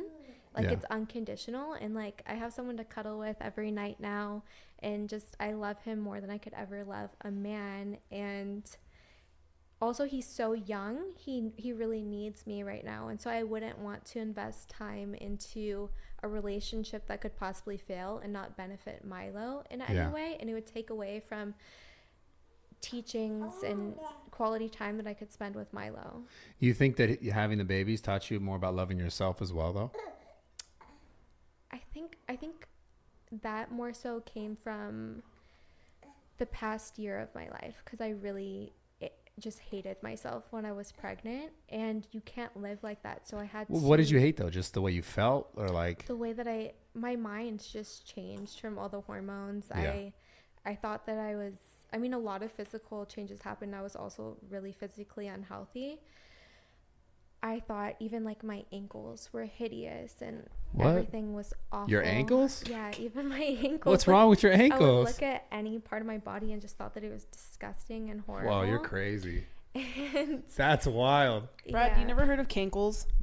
Yeah, of course, but she's got great ankles. She got nothing wrong I with her know, ankles. but like I'm assuming that's what it is because women's feet Are tend you to saying swell she- when are they're you pregnant. saying- They Are you- swell up. Yeah, Yeah, they I had swell a lot up. of I fluid don't know. swelling. My face still isn't completely back to normal. My face like really swelled up with water. Really? Yeah, and so this was really, I always thought that I wasn't very vain, but I realized You were like, wait a sec, what's going on? with the weight gain and the water retention and the health issues that I had that made me considerably less attractive, I realized what an emphasis I put on being physically attractive. And it's something that I'm working to focus on less. Now, Yeah, Yeah. because it's to an unhealthy degree. was it always to an unhealthy degree or like, Yeah, I've had body dysmorphia for a really long time. yeah. And so it's just one of those things also that you have to self-regulate and be like, other people who are overweight, they have boyfriends and they have friends. People aren't not wanting to like, they don't think that you're disgusting and horrible like you do. No way. And so I would see people walking down the street in New York and I'm thinking like, oh, I can't hang out with people because I'm too fat. They're going to judge me. And I would see someone who has like, they're overweight, but they have like this really hot fit boyfriend. I'm like, people can still love you even if you're not Yeah. super. Not and the also, what the ideal Yeah. is thought of. and some of the things too aren't like weren't even wrong with me that I see sometimes. Like what things? I mean, I see things like horribly sometimes Really? Like just in life in general or just about yourself? about my appearance. But I've had this condition for a really long time. Starting since I was 14, I thought that like my nose was way too big for my face. I thought that I was deformed. Really? And, yeah, like I would look in the mirror and just see a deformed person. And when people would tell me that I was pretty, I used to think that they felt bad for me because I was deformed. It's so messed up. They felt bad for me because I was deformed, and so they would like tell me that I was pretty to like just be nice. All right, I have a question. That's crazy. Go ahead. So my question is because like You're beautiful, by the way. Clearly, you know, body dysmorphia is a thing. We all have Yeah. it. I mean, I would like to say. I think we all of us have it do. to a degree. Yeah, Yeah. to a degree. And so my question is like, did you find yourself feeling this way about yourself because you heard stuff constantly, like growing up, whether, I'm not saying your mom did this, but like just examples of like your mom being like, hey, oh, you're overweight, or like just saying things or pointing flaws out that you started picking up as a child? Like your mom would be like, oh, I'm too fat. And like, did you start catching on to that and it like rubbed off onto you, or like just outside sources? Or is this just something on your own? Mine came about from a trauma that I had around that time, and my self-esteem was really lowered from the trauma, and that's what triggered the body dysmorphia. What age and what trauma? I was like 13 or 14. What trauma? Something that I have never talked about online. You're not comfortable talking about it? I don't know. It's just, the funny thing is that it's not even as bad as other things that I've gone through in my life, but for some reason this one was just the one that really affected me. It's strange because I know I've been through way worse. I gotta know what it is. We could cut it if you need Yeah. to, so I'll note it right now. I know some other celebrities have like talked about having a similar experience. Like Paris Hilton recently came out. She was sent to a boarding school when she was I don't know how old she was. I didn't really listen to the story in full detail, but I saw it on social media. She was sent to a boarding school where they like just treated her inhumanely. And so when I was 14, I was sent to a boarding school as well. And I actually don't know if I can talk about it. For some reason, like, it's not even the worst thing that ever happened to me, but it's just, it still like affects me to this day. I understand. Yeah. Yeah, I mean, I don't get it. Obviously, I can't relate directly to it, but It's just a lot of like physical abuse. yeah. I'm sorry. Yeah. Yeah. Sorry for asking the question. Yeah. I did not mean to make you cry. I promise. I want to someday be able to talk about it, but he's smiling. But I don't know. It's just so weird because I know it's not the worst thing that's ever happened to me, but it was the one thing that caused me to have, I think, a lot of the compulsions and mental dysfunction that I do have. Yeah. Wow. Okay. Yeah. I don't want to go deeper into it. I don't want to cause any. Yeah, I mean, long story short, it was just like physical abuse. At a boarding school. Yeah. Yeah. That's Jesus, man. Well, you've grown into it. He's smiling. You've grown into an amazing person. There's no doubt about that. You have an amazing son. You have a great heart. It seems like that way, at least from what I can tell. Thank you. And yeah, I mean, you've obviously really grown from that to this point, you know. Mm-hmm. Well, that's the one thing that I think about as well. Any trauma that you go through in life, I would never take any of them back because it 100% takes you to a better point in your life and makes you a better person. Also gives you compassion for others, which is very important.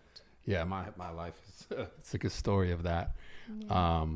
So I fully can relate. I fully can understand that. And people listening, I think it's really important for people to know that, like, whatever you are going through in your life at any point, it doesn't always have to make sense to you. Like, because that's the thing, especially when you're going through the negative stuff, it never really makes sense to you. It's always in hindsight. It's always looking back when it makes the most sense. And I guess my advice would be just keep going. Yeah. Just keep going. And at some point, even the shittiest things, they become positive. Yeah. It always becomes positive. Yeah. And like you said, you can't see it when you're going through it, but then afterwards you're like, okay, I see why this had to happen to me. Yeah. And I'm happy. Like, I almost see the bad stuff that I've been through as a blessing. Oh yeah. Because it's turned me into an incredible person. Yeah. Yeah, I mean, I wouldn't have anything in my life if it wasn't for what happened to me when I was young and what I went through. Yeah. I wouldn't have any sort of life experience to speak, to share, to give, to do any of that. I wouldn't have any of that if I didn't go through. Are you okay? Oh, I'm so sorry. Maybe he wants his baba. Here, you gonna go? You hungry? That's new to me. He's like, okay. So I actually have questions for you. Oh yeah, go. Yeah. So I've listened to like some of your experience with your dad, right? Yeah, my father. Dad. So obviously I had, some similar things growing up with my sister trying to commit suicide in front of me like multiple times. did your dad have any sort of like mental, like, was there any like foreshadowing to what was coming? Like, did he have any sort of like mental disorder or dysfunction prior to that? So the story, as I understand it, and from what my mom has told me, is my dad, at the time of his death, was completely sober, number one, which is always news to me. And I was like kind of shocked by that. I thought he would have been on drugs or something like that when he took his life, but he was completely sober. But he had been going to like a doctor for depression, and they said that he was like clinically depressed. Yeah. So like his serotonin levels were completely like bottomed out. Like this, he wasn't able to feel. It was like a chemical imbalance. Yeah. And I know he I don't know how exactly he got there, but what I understood is that his dad passed away, and then he felt like he never got to say things to his dad that he wanted to say, and then his mom passed away shortly after, and he had a similar like, relationship with his mom where it wasn't always the best, and I think he felt like he didn't get to say things, he didn't get to like kind of speak his piece or like amend that before she left his life as well, and I think he held a lot of resentment, and it just must have just cycled through him to the point where it's like caused this, this breaking point of clinical depression. And, that's it. Oh, fuck.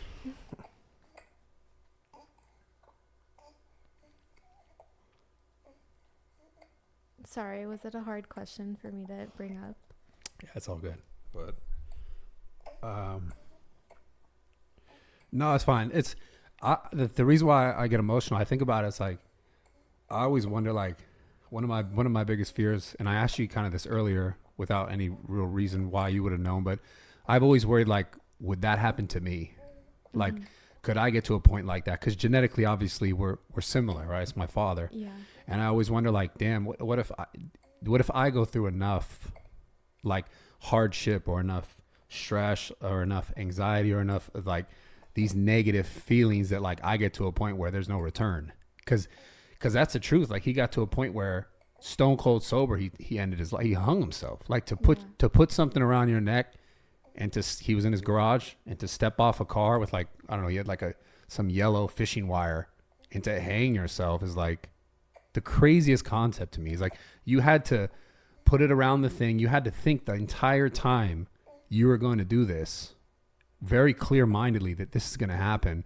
I'm going to stand up here. I'm going to put this around my neck, and I'm going to end my life. It's going to be over. And it's going to be over. And I have to consider all the circumstances, the fact that he has 2 kids, the fact that he was divorced from my mom at the time, but he still had that relationship with her, and he was ready to just say fuck it all because he felt that bad. And I worry sometimes that I would get there.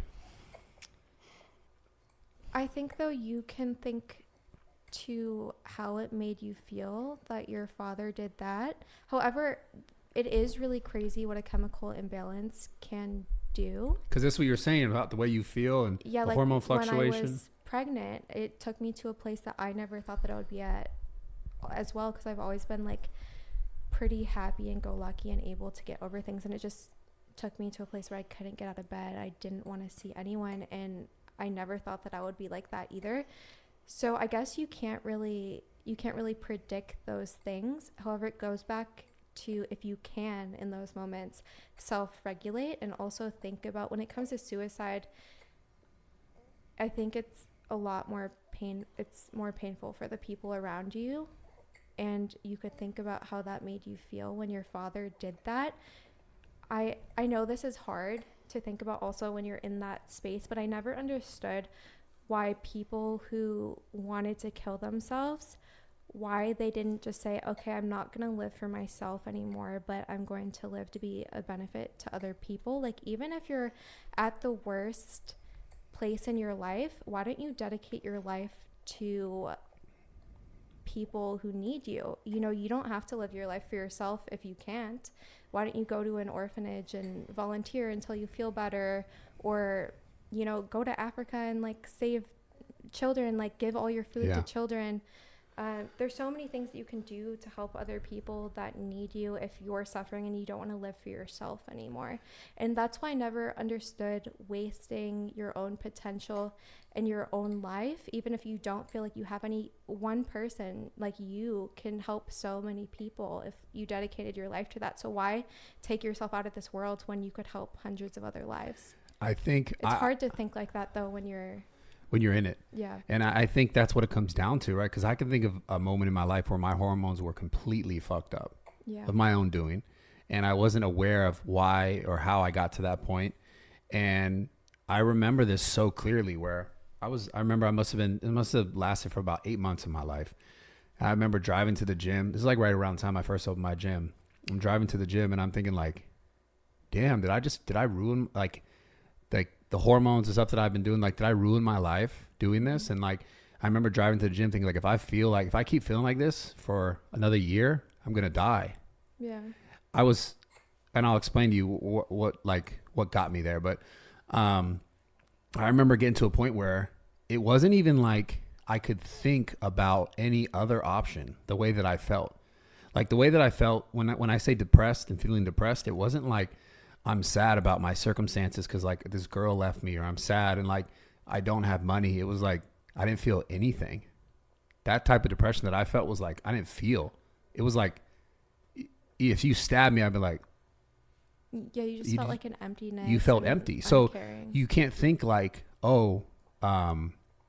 there's other people that I can live for. You think that it just nothing matters. Like nothing matters. And I felt like that before. I felt like that for about 8 months of my life. And I was like, if I keep feeling like this, I'm going to die. Like whether it's like, not that I was going to kill myself. I have had thoughts like that in my life, like when I was younger, but I think also this is because you had that experience with your dad. I have this too, because suicide was so prominent for me growing up. When something bad happens or I'm feeling like, that's instantly what pops into my mind. Like, you should kill yourself. And it's really common for people to have intrusive thoughts like that. Do you feel that way too? Like, yeah, I've had moments like that. Because you were so like overexposed to it. It was a huge thing that happened in your life. But here's the difference. I have moments like that in my life now, but it's very like short. Mm-hmm. This was happening to me for, I'm gonna explain to you what happened. About 8 months, where I was like, this is gonna be it. Yeah. And the reason why I wasn't, and I wonder this about my father sometimes. I wonder if he had just got his hormones like fully checked, like a full panel, if he didn't check. Because at the time, I basically had, when I went and got my blood work done, I had testosterone that was 14. And typically for a male, it should be a lot higher, right? Yeah, it should be about 250 to 900. So I had the testosterone of like a 14-year-old girl. And now here's the crazier thing. My testosterone was 14.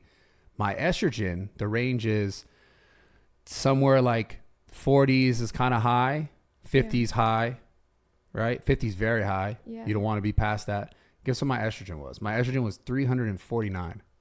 How? Was it because you were doing yeah. So I stopped? I had fucked up my, no, it wasn't that I stopped. It was Wait, so that happened while you were taking tests, or? Yeah. That's how? If you're literally injecting, expired. So it was like one of the craziest moments in my life, because I remember my biggest issue was I was avoiding forever just checking it.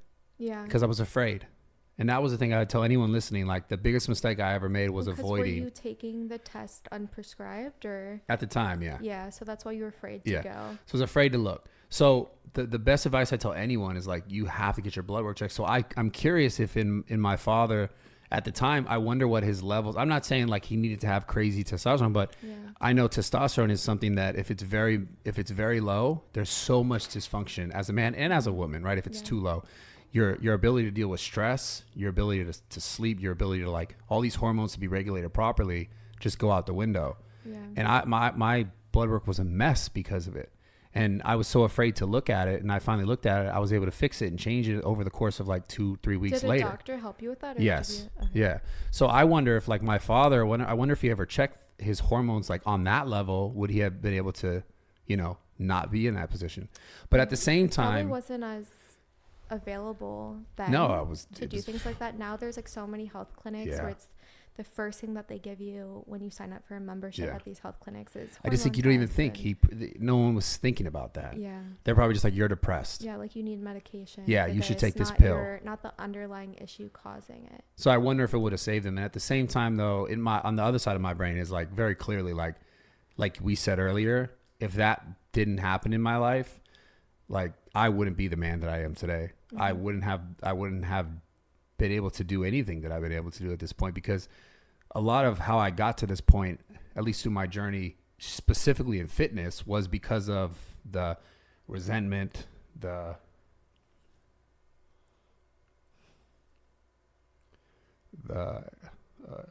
emotion, the anger, everything that pushed me in the beginning before I ever shared my story and shared my journey. Yeah. It was a thing that when I was in the gym, I was like, oh shit. Like I felt like I had to prove myself, like I was good enough, like I was worth it. Yeah. To be there for, like I'm going to prove to myself that I'm good enough to be there for your mom. Yeah. And kind of in a sense to my father, as if like, he had left me and I'm thinking, well, I'm going to show him. Yeah. Cause you felt, why would you leave me here? Exactly. And I felt abandoned. And it definitely, like, just as a parent, 100% it was because of the imbalance in his brain, because if he was thinking properly, you would have been, the most important thing, and he would have realized that it has nothing to do with you. And I know it's so hard because we're not in that, that state, but just like my sister, for example, her mental illness and her chemical imbalance is so out of control. She's lost touch with reality. So anything that she does, you can't take personal or think that it's a reflection of you. Yeah.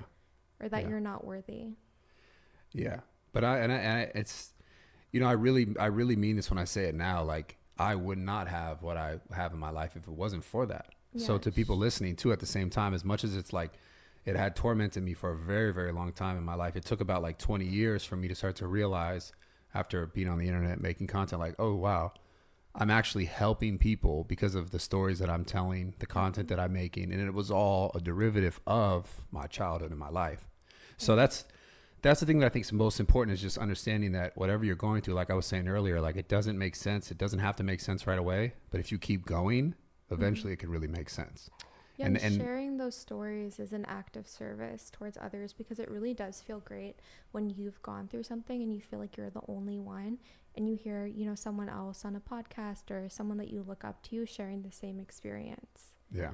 And that you do get through it, and it builds tenacity that, pushes you forward in life and gives you strength to go and get the things that you want, which I think, struggle as well for me is what's made me so tenacious to reach for everything that I want and actually put in the work to get it, to achieve things. Because I don't know if it's that you felt like I have something to prove, but I felt like I need to have something, Yeah, I totally relate to that. Yeah, it's a little therapy session. The baby actually fell asleep. The baby did the therapy too. Tired.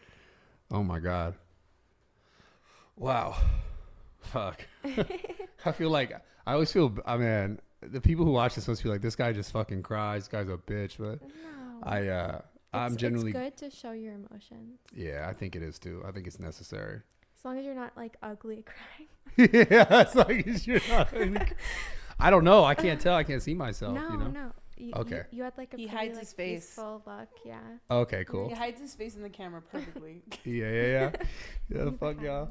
Do you have any other questions for me? That was pretty good. You got me going on that one. I think I had one more thing to ask you, but I forgot. This I know you're a podcaster.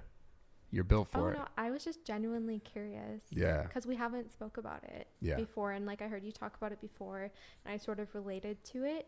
And I always love hearing about other people's life experiences as well. Me too. It's my favorite thing, just hearing about things that other people have gone through and how they grew from it. And this is pretty much the whole reason why I have this podcast. This is my favorite thing to talk about, because even this moment for me is cathartic in a sense, being able to feel better about my circumstances, and whether it's helping someone or not. It's like, Yeah. it feels good to me, and that's why I do it, which is really a picture of everything that I've done in my life. And it's just so happened that it worked out in a way that people liked it. I never did it to try to like, let me like do this to like make other people happy. I just did it because I was like, this is something that is genuine of my heart, and like, this is who I am. And this is just, if I'm going to get on the internet, that's what I've always wanted it to be. And that's what you should be doing. Like, sure, you like, that's something that I'm sort of doing now as well. Like with my Instagram, like turned off all the likes and the comments, because I'm going to post stuff that makes me happy, that I like now. And why am I going to post pictures just because I think this one will get more likes? Yeah. You know, just doing things that genuinely make you happy and make you feel good, even if other people online aren't interested in it. Yeah. It's definitely a tough balance for sure. Cause like you still want to get engagement and all this stuff. Yeah, I mean, it's as weird. long as you can financially support yourself, I don't really care about engagement anymore. It's just all about just doing what like feeds my heart. Yeah. At some point though, you kind of, I mean, for people listening, right? At some point you kind of had to though, right? You had to kind of like play the game. Yeah, I mean, definitely when I was pregnant, because there weren't many other opportunities coming in, I took like some brand deals, or like did the NFT project that I didn't really have a ton of experience in. I think if I was able to do other things during that time, I would have been more focused on things that I actually enjoyed and loved.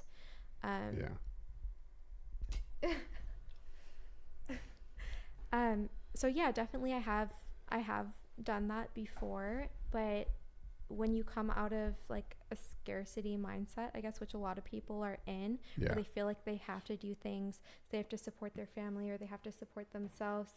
I'm very fortunate to be like abundant in my life to the point where I can help other people now, because I've already helped myself so much, and also just really focusing on things that I enjoy and love when it comes to career. But also, I do have to say, I was talking to the people at Playboy about this. A lot of people don't know, like in Logan's vlogs and like on Mike's vlogs, we're always like, oh, Lana makes so much money on OnlyFans. I actually never really did the whole OnlyFans thing. So I never made like that OnlyFans money that everyone thought that I did. It was just like a joke. Like by that point, I didn't want to post nudes online or like do any of that. So I didn't do it, because I'm always going to choose my peace and happiness over extra money. But you did have OnlyFans, right? I never posted on it. Like, I made an account, but I never posted on it. What the fuck? Yeah, so that was just like a joke for the vlog. I never actually really did OnlyFans. But what I was telling the people at Playboy is that I feel a lot of because the girls are making so much on OnlyFans, they become complacent with just making the money and not really pursuing their own passion or what they really want to be doing. And you're focusing all your time then on your OnlyFans when you really want to be designing clothes, or you really want to be doing a podcast, but you're just complacent with making money, but you're feeling extremely unfulfilled. Empty, yeah. So I wouldn't recommend investing all your time into just something that's for money instead of pursuing your passions, because eventually if you work hard at something, you will make money in that too. Yeah. I mean, this goes for anything, not just the whole OnlyFans thing. Yeah. As long as you're working, you're always going to make money. Yeah. I mean, it might be a slower start, but you'll get there. People don't like to accept that. I think everyone wants it now. It's like this instant gratification era. Everyone wants it, like they see the younger guys, younger girls, like in their early 20s making money, and they're like, all these other kids think, I got to make it then, I got to do it then. And it kind of drives people to that kind of stuff, to do it maybe even prematurely than when they really want to. I think they just like, they want the money more than they want anything. And it's an interesting thing for sure. Well, that's because they're still in like a scarcity mindset. Like, I need money to take care of myself. And I guess money at some point can be a passion. Like, you think that your life would be so much better if you had this money or this car or this house. And then once you get it, a lot of people who have got it say, okay, what's next? Yeah. And oftentimes the best time of your life is like the climb to your goal versus when you actually get there. Yeah, it's a fact. So I think what some people like myself have realized is just like not relying on happiness for those external things. Yeah. It's just not as important as people think. Well, it's definitely an interesting concept because I think people focus on, like, it's just a weird thing. They focus on either just making the money and not how they're making the money. And then they, like you said, you get to a point where you have the money, you realize, okay, what really matters. Yeah. And I think if you can, from the beginning, start to figure out like, okay, what really matters to me and focus on that. Yeah. To make the money instead of just thinking about making the money. Well, that's really how you should start. Right, but people go you're nowadays wasting years just making money that you could be building a career off of your passion that then will make you money. Not only that, like some people go the wrong direction because their perception of like how to make money is based on everyone else, right? Yeah. Instead of like what is really fulfilling to me is only inside of you. It's not just what everyone else is doing. Yeah, someone might be doing something like along the line, you're like, okay, that might be fulfilling to me or could be fulfilling to me. But like just looking at it from the outside and going like, I'm going to chase that. And then let's say maybe you even get there and you make some money and you look around, you're like, wait, this isn't fulfilling me. It's because you never really went towards the thing that actually fulfilled you. You went towards something else that was basically fulfilling someone else. Yeah, you thought looked good on someone Exactly. else. Yeah. Yeah. I gotta pee one more time. Sorry. I had to go pee so bad. Like I feel so bad. I've never peed this more than the baby. Yeah, it's, you know what it is? I think it's because I started taking a little more like astragalus, which is like a kidney flushing thing. Okay, yeah, that's definitely what it is because that controls your bladder. Because I'm like, what the hell? How much water you outtake. Yeah. Or Are you a scientist? I mean, I really absorb information, especially about health. So, really? Yeah. Are you into like supplements and stuff like that? So I have been, just because I had so many health issues with my pregnancy and then like massive weight gain, and then that causes issues with all your internal organs as well. I just noticed my body was not functioning properly after my pregnancy. So I've been on a journey over the past 3.5 months to just like recover, and I've done so much research on like diet and supplements that you should be taking, and fasting, and ketosis and your mitochondria and all of that. Yeah. So I'm following a really strict diet right now. That's not necessarily just to lose weight, it's also to improve my brain function. Yeah. So I do a lot of research into that. Oh, I love it. Yeah. That's awesome. That reminds me, like when I was, it's so funny. I told the story before, but I want to tell it again in this podcast. It's funny because it reminds me, you were kind of forced to learn more stuff, right? In a sense. Yeah, because my body and my mind was awful. Yeah. So when I was 18, my dick stopped working. Really? Yes. Well, that's something you got to fix, right? Yes. And I was like, what's happening? But basically what had happened was that prior to this moment, I was super into working out, but I didn't know enough. I didn't know enough about diet and about nutrition, about how the way your hormones could be affected by that. Yeah. And I was very my personality is very all or nothing. And so I'm doing everything to the craziest degree where I'm thinking okay, if I'm dieting, I mean chicken with no fat. I mean cottage cheese with no fat. I mean blueberries. I mean spinach, oatmeal, no sauce. That was the crazy. That is the most important thing for your brain, because your brain is mostly made of fat. Your brain and your hormones. Yeah. So I was eating like this, and I was so crazy about working out that it was to the point. This is when I lived at Sacramento State. I lived in the dorms. I remember this shit like it was yesterday. Actually, it's pretty funny. I'd eat food at the mess hall, and then I'd go straight back to my room to do 100 push-ups and a bunch of curls, because I had because this is when I was crazy about working out. Yeah. But so crazy that to the point where I remember trying to fall. This was a real disorder. I'm assuming, I know this was a disorder. I would try to fall asleep, and at every moment of the day, even up to sleeping, I was contracting my abs.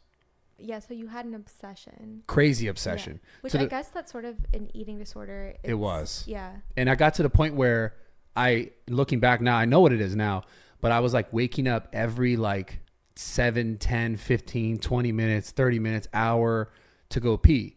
My body was eating itself because I wasn't giving it the proper amount of nutrients. Mm-hmm. At the same time, my output was way too high. Yeah. And it got to the point where my dick straight up didn't work. And I remember going to the doctor, and he's looking, and I remember now. And I bet your your brain wasn't functioning properly either. Did No. you notice that? Absolutely, yeah. Yeah. It was terrible. But I remember the doctor saw me, my like doctor of, you know, my whole childhood. He was like, "What the fuck are you doing? Like, are you eating?" Like, he remember seeing my face was sunken in. I remember I was like, I was working at a like Abercrombie and Finch as one of the people who stood in front of the doors and like had their like shirt off and took photos. That's what I was doing. And yeah, like I remember I had this like gave you the obsession. No, work just the not knowing what to do, like eating wise, and like the obsession of training was just like it was an escape for me. Mm-hmm. And then it became this like different obsession next to that, which was like I can't let it go away. Because once I started to get it, I was like, I need to keep it. And so I felt like if I wasn't contracting my abs, or if I wasn't doing push-ups after I ate, or if I wasn't doing curls, like it was going to go away. I was going to lose it. And this has to do with loss in my life in general. It's like not wanting to lose my father, lost my father. Yeah. My relationship with loss has always been so difficult. Yeah. So difficult. You're and just clinging on. Yeah, exactly. And it completely crashed my hormones. But then right after that, when, you know, the doctor's like, he was like, try this like dick pill thing. And then like that worked. And then he was like, well, you should just be eating more. Like you look sickly, like something's wrong. And then that's when I picked up a nutrition book and I started to learn everything about nutrition. I picked up a book about endocrinology to learn everything about hormones. And that's when like I changed like my life essentially from that. But that's what got me so, because prior to that, I was really into working out because of the, you know, the aggression to let it out, the emotion to let it out. And it still maintained that, you know, throughout. But when I was 18, 19 is when I got really smart about what I was doing. Yeah. And when I was like, okay, I need proper supplementation. I need the proper food. I need the proper water. I need the proper sleep, all that stuff. Yeah. But yeah, anyways, that was just an interesting story because like my dick didn't work. And that was the scariest moment. Yeah. I think one of the scariest moments in my life. No, I swear to God. I was 18. I was like, what? I remember I had a girlfriend. Like you were going to die? Okay, well, those two were equally as scary, all right? So like it was something that's very important to you. So it pressured you into, like that was like your rock bottom of your health and your physical. So it was something that was really important to you. Yes. So it forced you into really caring about your health. Yeah, I remember I had a girl at the time. She comes over and I'm like, my dick is like just like it didn't even probably was like, do you not find me attractive? Yeah, no, it was like terrible. I mean, it was fucking, it didn't matter how much I was like, I'm gonna have sex. It was just like, and I was like, what's wrong with me? This never happened. Yeah. And I'm like, you know, physically I'm in shape, but my sexually, because of the hormone fluctuation and how it was so like low, it was terrible. It was crazy. But now I learned so much from that. Yeah. And diet is crazy too because there's so many theories on what method is best. Yeah. It's so hard to decide which one is best for you. I think everyone should just try different things and focus on not necessarily is this one making me lose the most weight, but how does this make my digestive system work? How do I feel like honestly, I think the best way to tell what diet you're doing is best for you is how your brain's functioning. Do you have a lot of brain fog? Are you thinking quickly? Are you able to just be your fullest self? For sure. And for me, that's really how I judge what I'm eating. Like for breakfast, I eat 70-30 grass-fed ground beef for the fat content because I've noticed my brain functions on a completely different level when I eat that fat in the morning. Yeah. Yesterday, I didn't have any ground beef and I had to eat hard-boiled eggs for breakfast. I had so much brain fog. Today, I obviously knew that I was coming on a podcast, so I ate ground beef. Well, this is the thing you said that is so significant to people listening. There's no one right diet, but you're exactly right. And you're spot on 100% that you need to listen to yourself. Like listen in a sense of observe yourself. Yeah. Take inventory. Cause like, you know, for someone listening, they might hear the ground beef. Oh, I need to eat the ground beef, but that might be the thing that just works really good for you. Yeah, they should try it for sure. Exactly. And see how it makes them feel. But I was plant-based for almost my entire life, and now I'm like nearly carnivore. I love it. I love it. No, that's the thing. I mean, this is people takes too much of like, okay, that person did this or that person said that, and I'm just going to copy it. No. Like you said, it's about taking the inventory about how you actually feel. Yeah. Like, is your brain foggier? Like, does your stomach feel upset? Like, how does your energy level? Like, do you feel better throughout the day? If you ate something an hour ago, do you feel like you want to go to sleep? Or if you ate something an hour ago, do you feel energized? Do you feel clear? Yeah. Then you start to, you know, okay, that's how I felt. Okay, that's how. And then you go, okay, these are the foods that make me feel good. Yeah. And you can get this stuff. You can get a little bit more detailed if you want to like go get like a, you know, a gene test, if you want to check like an allergy test. Like this stuff will kind of give you more clarity on that, on those things for yourself. Yeah, but doctors still even are going to give you their opinion, and I find that most medical doctors, their idea on nutrition is very dated. Like I hate nutritionists telling people like, yeah, you should eat bread and like processed foods. Bullshit. Yeah. Like in no way, shape, or form is anything man-made or processed good for you, and you can tell as soon as you consume it, it makes your stomach feel uncomfortable. There's barely any nutrition in it. That's the one thing that I would say it's just not healthy. Like that's not even one thing that you need to trial and error. Like for sure, it's just not healthy. It didn't come from the earth. It's not going to benefit. Well, this is like when I think about fucking cereal, like how they used to make cereal was like so healthy. Like I remember being a kid, like I'm slamming fucking it's terrible. Healthy.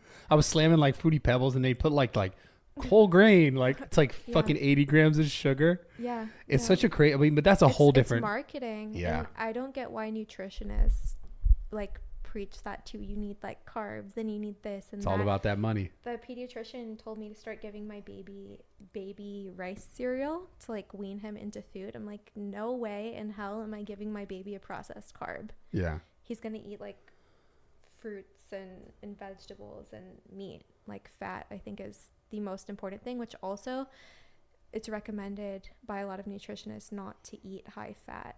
But as long as it's not saturated fat, I think it's immensely good for you. Yeah. I mean, even some saturated fats are really good for you. Your brain is made of fat. So why would you not feed it fat? Right. And even some saturated fats are really good for you. Yeah. It depends. It depends on the sources. You know, level it out. Yeah. But it's interesting. I didn't think you would be so into nutrition, but do you think it's because like for yourself, your own body, or is it for your kid? Like what got you most interested in it? Well, I've always been very healthy because my mom is a health freak. Like she is the one actually who never let me eat processed carbs growing up and taught me about processed foods. Yeah. So I thought that I was extremely healthy just because I mostly lived off fruits and vegetables most of my life. However, now after having the health problems that I had and then seeing what actually works, I realized that there's so much more to it than just eating more vegetables. Actually, I don't eat many plants anymore because a lot of people don't know this, but when you consume vegetables, they have a defense mechanism in them that releases toxins into your body. So yes, you shouldn't avoid plants completely, but you're actually putting toxins into your body by eating them. So I don't, not even like stuff that's sprayed on them, like chemicals. You're talking the plant itself. Yeah, the plant itself attacks your body. Because it doesn't want to be consumed. Yeah. Yeah. It attacks your immune system. That's what normally like that people get the bloating from certain things. Mm-hmm. You know, I find really interesting. I mean, when you're talking about general like medicine and doctors and prescribing certain stuff, and it kind of just the information is awful. I actually have a buddy of mine who was diagnosed with Crohn's disease. Yeah. Did he go carnivore? No, he, I don't know exactly his diet, but he was basically told by this doctor that like, you're going to have this for the rest of your life. And this is like, he's like shitting blood because ulcers and all this crazy stuff. Right. And he's like, the doctor said, you know, you're going to have this the rest of your life. You need to get on prednisone, which is like one of the worst type of corticosteroids, which is it's a negative steroid for your body, which is detrimental to so many other things in your body. It's not like a performance enhancing steroid, right? So you're going to have to be on this for the rest of your life. Like you're going to have to be taking these medicines, all this shit. My buddy is so fucking smart. Such a smart guy. The guy who taught me so much about nutrition, about hormones, everything. And he was like, okay, no. This guy cured himself with food, with his habits. Nicotine was a big thing. Like I'm not saying go smoke nicotine, but small amounts of nicotine. And like with his diet, changing his diet a certain way. Absolutely. It's a diet. And he went back to the same doctor, and the doctor was like, what the fuck did you do? You have zero signs of this in your body, and it looks like you'll never have this again. So this is the crazy part, is that there are doctors all around the world telling people like, this is what you have, and this is going to be here for the rest of your life. Yeah. And they just, because someone like my buddy Brandon knows enough to be like, no, I think I can fix this based on the science. Cause he's a nerd. Like he's so And I don't mean nerd in a bad way. I just mean nerd in like he nerds out on the subject. And he's determined to figure it out. One of the smartest people I know in life, and one of my best friends. He fixed himself. He goes back to the doctor, and the doctor's like, "This is completely gone. You have no traces of this ever coming back. What the fuck did you do?" Yeah. And it's just like I'm crazy. It's crazy to me because I just wonder how many people in the world are just constantly diagnosed with shit that like they could change through their diet, through their habits. You say most of the diseases are caused by what you're eating. Always. I do have one question though. What is the benefit of nicotine? So specifically with Crohn's disease, I think it had to do something with like slowing down. At the time, it was like the bleeding, something like that. I don't know exactly how. Is it like a blood thickener then? I don't think so. I don't know I don't know how it related to the ulcers. Okay. But he was like, he was noticing that like the nicotine was helping.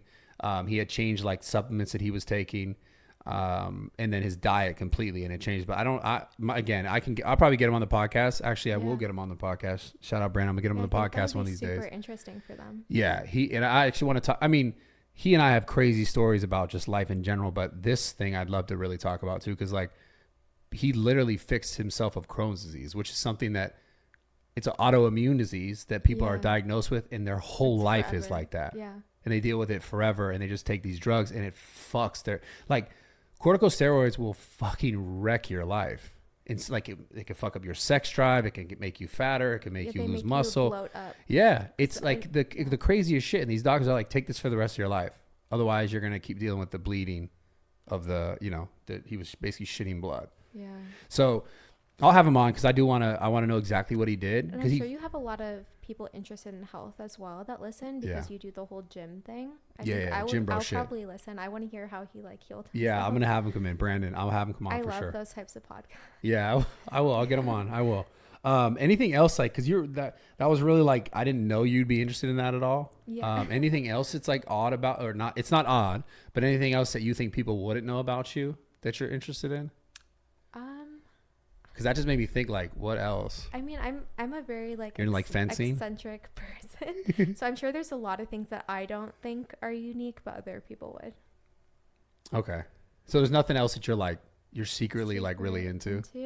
Just like the sustainability, the minimalism. I love that. Health, because I think health is like definitely up there on my priorities. And I mean, if you don't have your health, you got nothing. Yeah. What else do you really have? You can't take care of your child. You can't work. You can't enjoy your life. Yeah. Damn. That's it. So we're gonna before every podcast ends, because the baby's back now and I know he's gonna want some attention. Before every podcast ends, we do he's some doing a crunch right now. He's lifting his whole body. Oh yeah. We do Yeah, we do audience questions. So at the end of every podcast, if you guys want to get your questions answered with myself and the guest, shoot them at Gmail, askrawtalk@gmail.com. Send us your questions and go to Get Raw Talk. This is on Instagram if you guys want to like DM your questions there as well. Do you have some of those questions ready? Yep. Okay. Wait, was this live? No, not live. Oh. No, everyone says that though. No, it's not live. No, they just email it in advance. And you like looked around for cameras and shit or what? He went live there, but I was like, I didn't know that it was live. No, it's not. I wouldn't do you like that. No live, so he was able. There was a lot of questions about Mike, but we're gonna avoid those ones. Oh, that's because I did that on the live. Yeah. Okay, yeah. But so this one is one that I pulled up earlier. It says, I'm currently 300 pounds. I want to drop to 200 pounds. What are your keys to self-motivation? Whoa.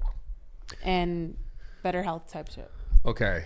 So this guy's 300 pounds. He wants to drop to 200 pounds. And he's asking, what are the keys to self-motivation? Yes.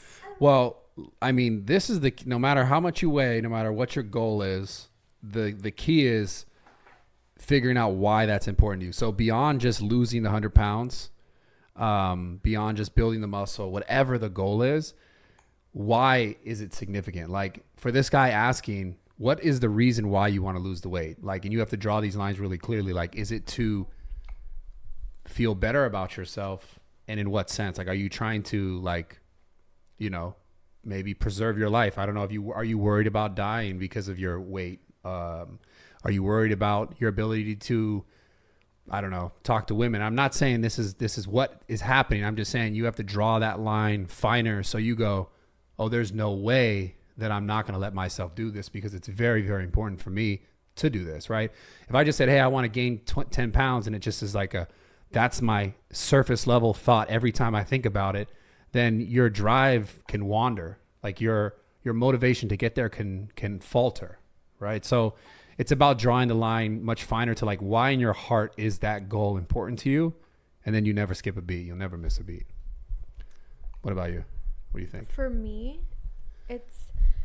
I love binge eating, which is like oh my god, me too. Like it'll be extremely like healthy stuff. Like I can eat like 3 pounds of dates. Like that's my favorite oh thing my to god, binge me eat. and Steve crush dates and cashews. Oh my god, yeah, you stuff them inside. So good. It's so good. That's like my thing that I have to like stuff because that's why I can't lose the weight because I love dates. But for me, it's just instead of focusing on the weight, because that even though I really do want to look like what I feel like I should look like again and like what I think is myself because I looked like that before and I'm 20 pounds heavier than I was before, just thinking about that isn't enough for me. It's more so focusing on how does the cardio that I'm doing make me feel.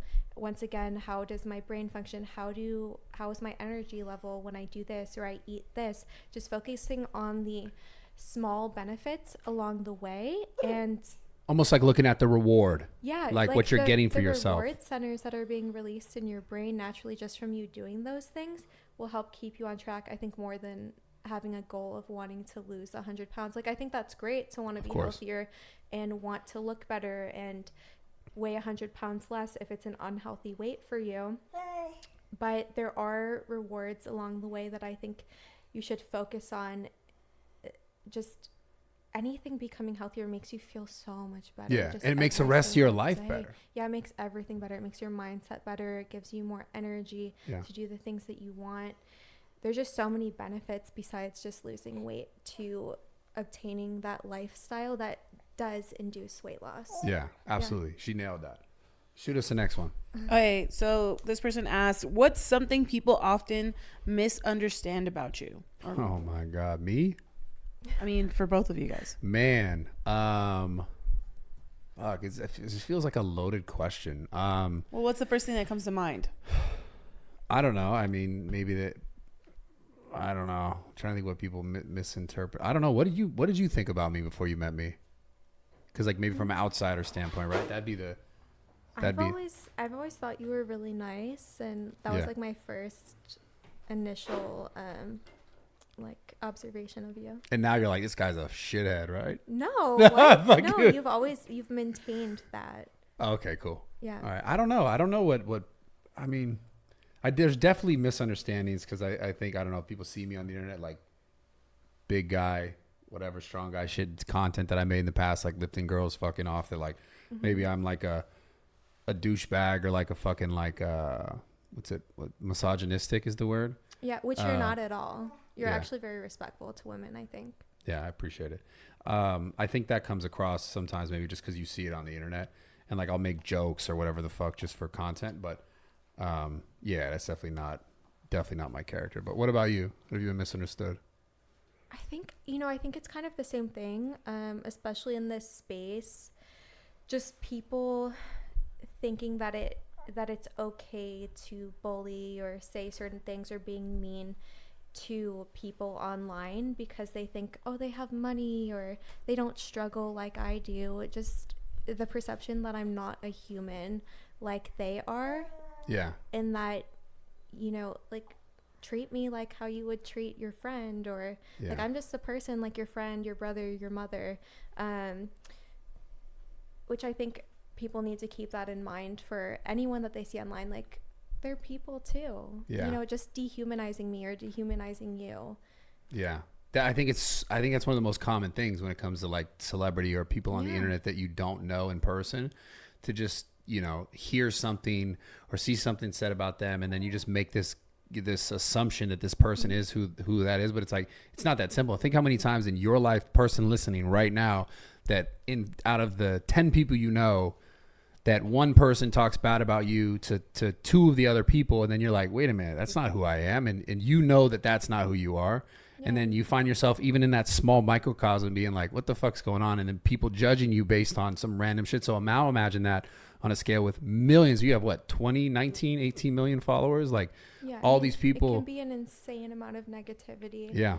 And people think that it's okay to bully people online because they're like, their life is perfect. They don't have the same struggles as me. Everyone has struggles just the same as you. And I think you should always know that and treat everyone with kindness, whether they're a good or bad person. Yeah, that's it. That's fucking, couldn't say that better myself. You got one more for us? Sure. So this person asked, can you tell a story of the first time you pulled the trigger on your first large investment, starting your businesses or just throughout your career?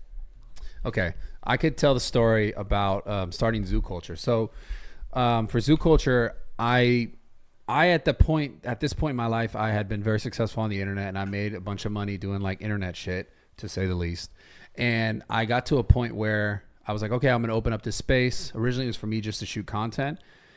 But regardless of that, my mind was like, fuck, this is the first time that I will ever have used my money. A lot of it, I think the gym cost me like $500,000 just in the equipment. Just the equipment. Outside of signing the lease, which was like a 7-year lease, which was like, I don't know, $4 million. Like that's bold. Yeah. $500,000 equipment, and then $4 or $5 million, like, I'm going to pay over this term, and then being like locked in, you have to do this. Yeah.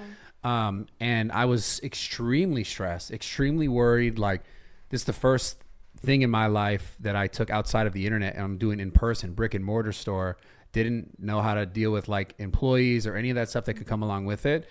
And I remember, I'm really grateful because I was able to call a friend of mine who's like a very, very successful, billionaire dude, very successful person in the industry, in the entertainment industry. And I called him, and I'd known him for years because I trained him before, like I kind of got into social media. And the best advice he ever gave me in regards to this circumstance and my fear of doing this was, he said, look at your life and look at where you came from and what you had, like when I first met you and where you are now. Why would you not try? And why would you not believe in your ability now? Mm-hmm. And that was one of the most significant things that someone had ever said to me, I think, was instead of like being afraid of that moment, like, and rising to that moment, was, well, look at the rest of your life and all the things that you've come through, all the things that you've learned. And like, why would you not try to do something that like you're also really passionate about? Yeah. And that was a big turning point in my life. And recently, again, I just signed another lease for even more money, like 3-4 times as much the amount of money per month. Jeez. For another space for the moving of the gym to a newer location. Yeah. And I just realized, like, fuck it. Like, you just have to take those chances. You have to take those risks. Otherwise, what the fuck are you doing with your life? If you really want something, if you have like big goals and big dreams and you don't take those chances, then you're not going to get anywhere you want to actually go, like, period. Yeah. So, and it's like, what's the point? Like, yeah, let's say if I did it and I failed, at least I fucking tried, you know? Yeah. And I would have so much more like resentment in my life if I didn't try. I know that. Yeah. Also, this is how I think about it. One of my best business advice that I got was also from a very successful entrepreneur who has like $1 billion company as well. Yeah. And it was actually when I was like a hooker.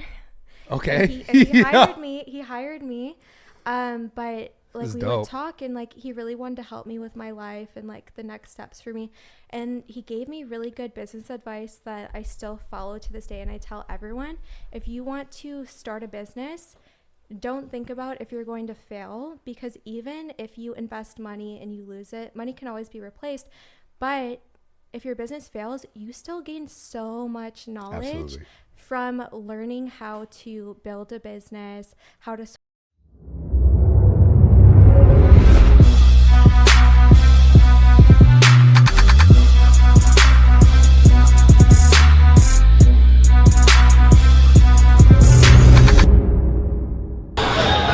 You filming? I'm filming. I'm always filming. What's going on, guys? Bradley Martin here. And today, look, this is a special day. All right, this is the best butt workout, leg workout ever, okay? And since you guys feel like you never want to listen to me, if I put legs, they're like, they see legs are like this. Scroll. Delete. Oh, arms? Oh, shit. Scroll. So I brought some experts. Experts. Experts, okay? They're gonna teach us how to do legs properly. Who are these experts, bro? Listen, man. Look, the proof is in the pudding. Okay, so Where's the pudding? I mean they're here, so they're gonna teach us. So I'm gonna introduce them first. Oh shit, they're Okay, here. and they're gonna kind of introduce themselves. So Okay. go ahead. This is Michelle. I'm Michi Peachy. That's her Instagram handle, just so you guys know. And Hi, Norma. her Instagram handle. 90210 extension. So in case you guys need extensions, you know to check out Beverly Hills 90210 extensions. Yeah. Man bun, do they do that? What? Oh my God, do they do man bun extensions? Shit. Yeah, yeah, hook me up. Okay, so they're gonna put us through a leg workout. What? Now I'm gonna ask you first question. My first question, because I think guys are wondering this. Do girls appreciate a good butt on a guy? Yes. Yeah. Okay. Definitely. So I want to get that out of the way. So guys, it's okay to get your butt a little bit bigger. It's fine. Like, don't just focus on arms. Now, what do you think the most important body part on a guy is? Doesn't have to be butt. Whatever you think. I like a nice V taper. Yeah, that's what you can. So being like wide shoulders, smaller waist, and then the butt's important. Yeah. Okay. I mean, if What about arms? the legs aren't developed, but everything else is, it looks weird. That's not hot. Proportion. Yeah. Proportion, being Yeah, proportionate, top to bottom. You don't have to be huge, but it's like Yeah. we gotta be even. Yeah, yeah. So guys, you can't skip leg day. No. And you can't skip butt day. So they're gonna show us how to do it properly. Yeah. Where are we starting? We're gonna do a hip abduction. Hip what? Hip abduction. Hip abduction. You're gonna take my hips. Hip abduct my hips. You're gonna spread your legs. Oh, whoa, whoa, whoa, whoa, whoa, whoa, whoa. You gotta show me how to do it first, though. Okay. Because I don't know if I can get my hips abducted. Yeah? I don't know if I want to be abducted No, you're gonna do it. By aliens, bro? by aliens, dog. What the I fuck? don't know if I want that. I don't know, I dude. don't know if I'm ready for that. I think I need these hips Yeah, you need. for like jumping and shit. Yeah. So okay, you're gonna lead us off. Yeah, show us where to go. Alright. You need a pad? Is this on the floor?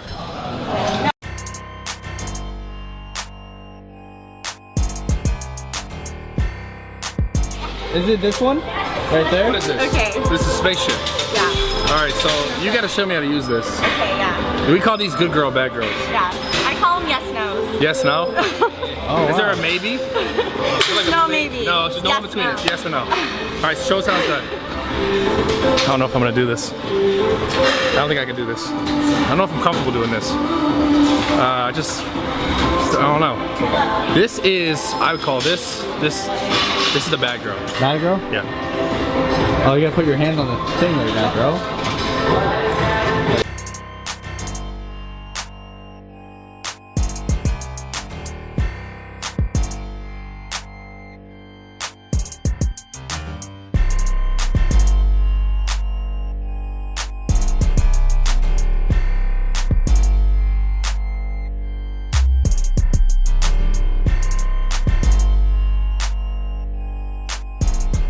I don't know if my hips work that way. Alright. My hips work And that way. then So, we're gonna do it the other way too. you gotta do that, Brad. I don't know if I can do that. I think you can do that. I don't know if I can do that. I don't know if my hips work that way. I think you do. For sure, you're good. Alright, bro, your turn. What are a few tips for him? You gotta teach him how to do it. I mean, you gotta focus on the booty. On the booty? Your butt is doing all the work. Give it a shot, bro. Fuck, all right, hold my phone. All right, hold my shoes. Stop, bro. No. All right, I roll my ankle. All right, No, fuck, dude. bro. All right, coach me through this. Coach me through it. How do I do this? Okay. Taking it. This is heavy. It's so heavy. She has all the weight on there. What the hell? Go, come on. So- Go. Okay, like this? No. Like this? So you're gonna come forward and you're gonna hang. No. Yeah, You're yeah. gonna hang off of this. Wrap Hang off of this. Yeah. Your handles These are are the here. handles, bro.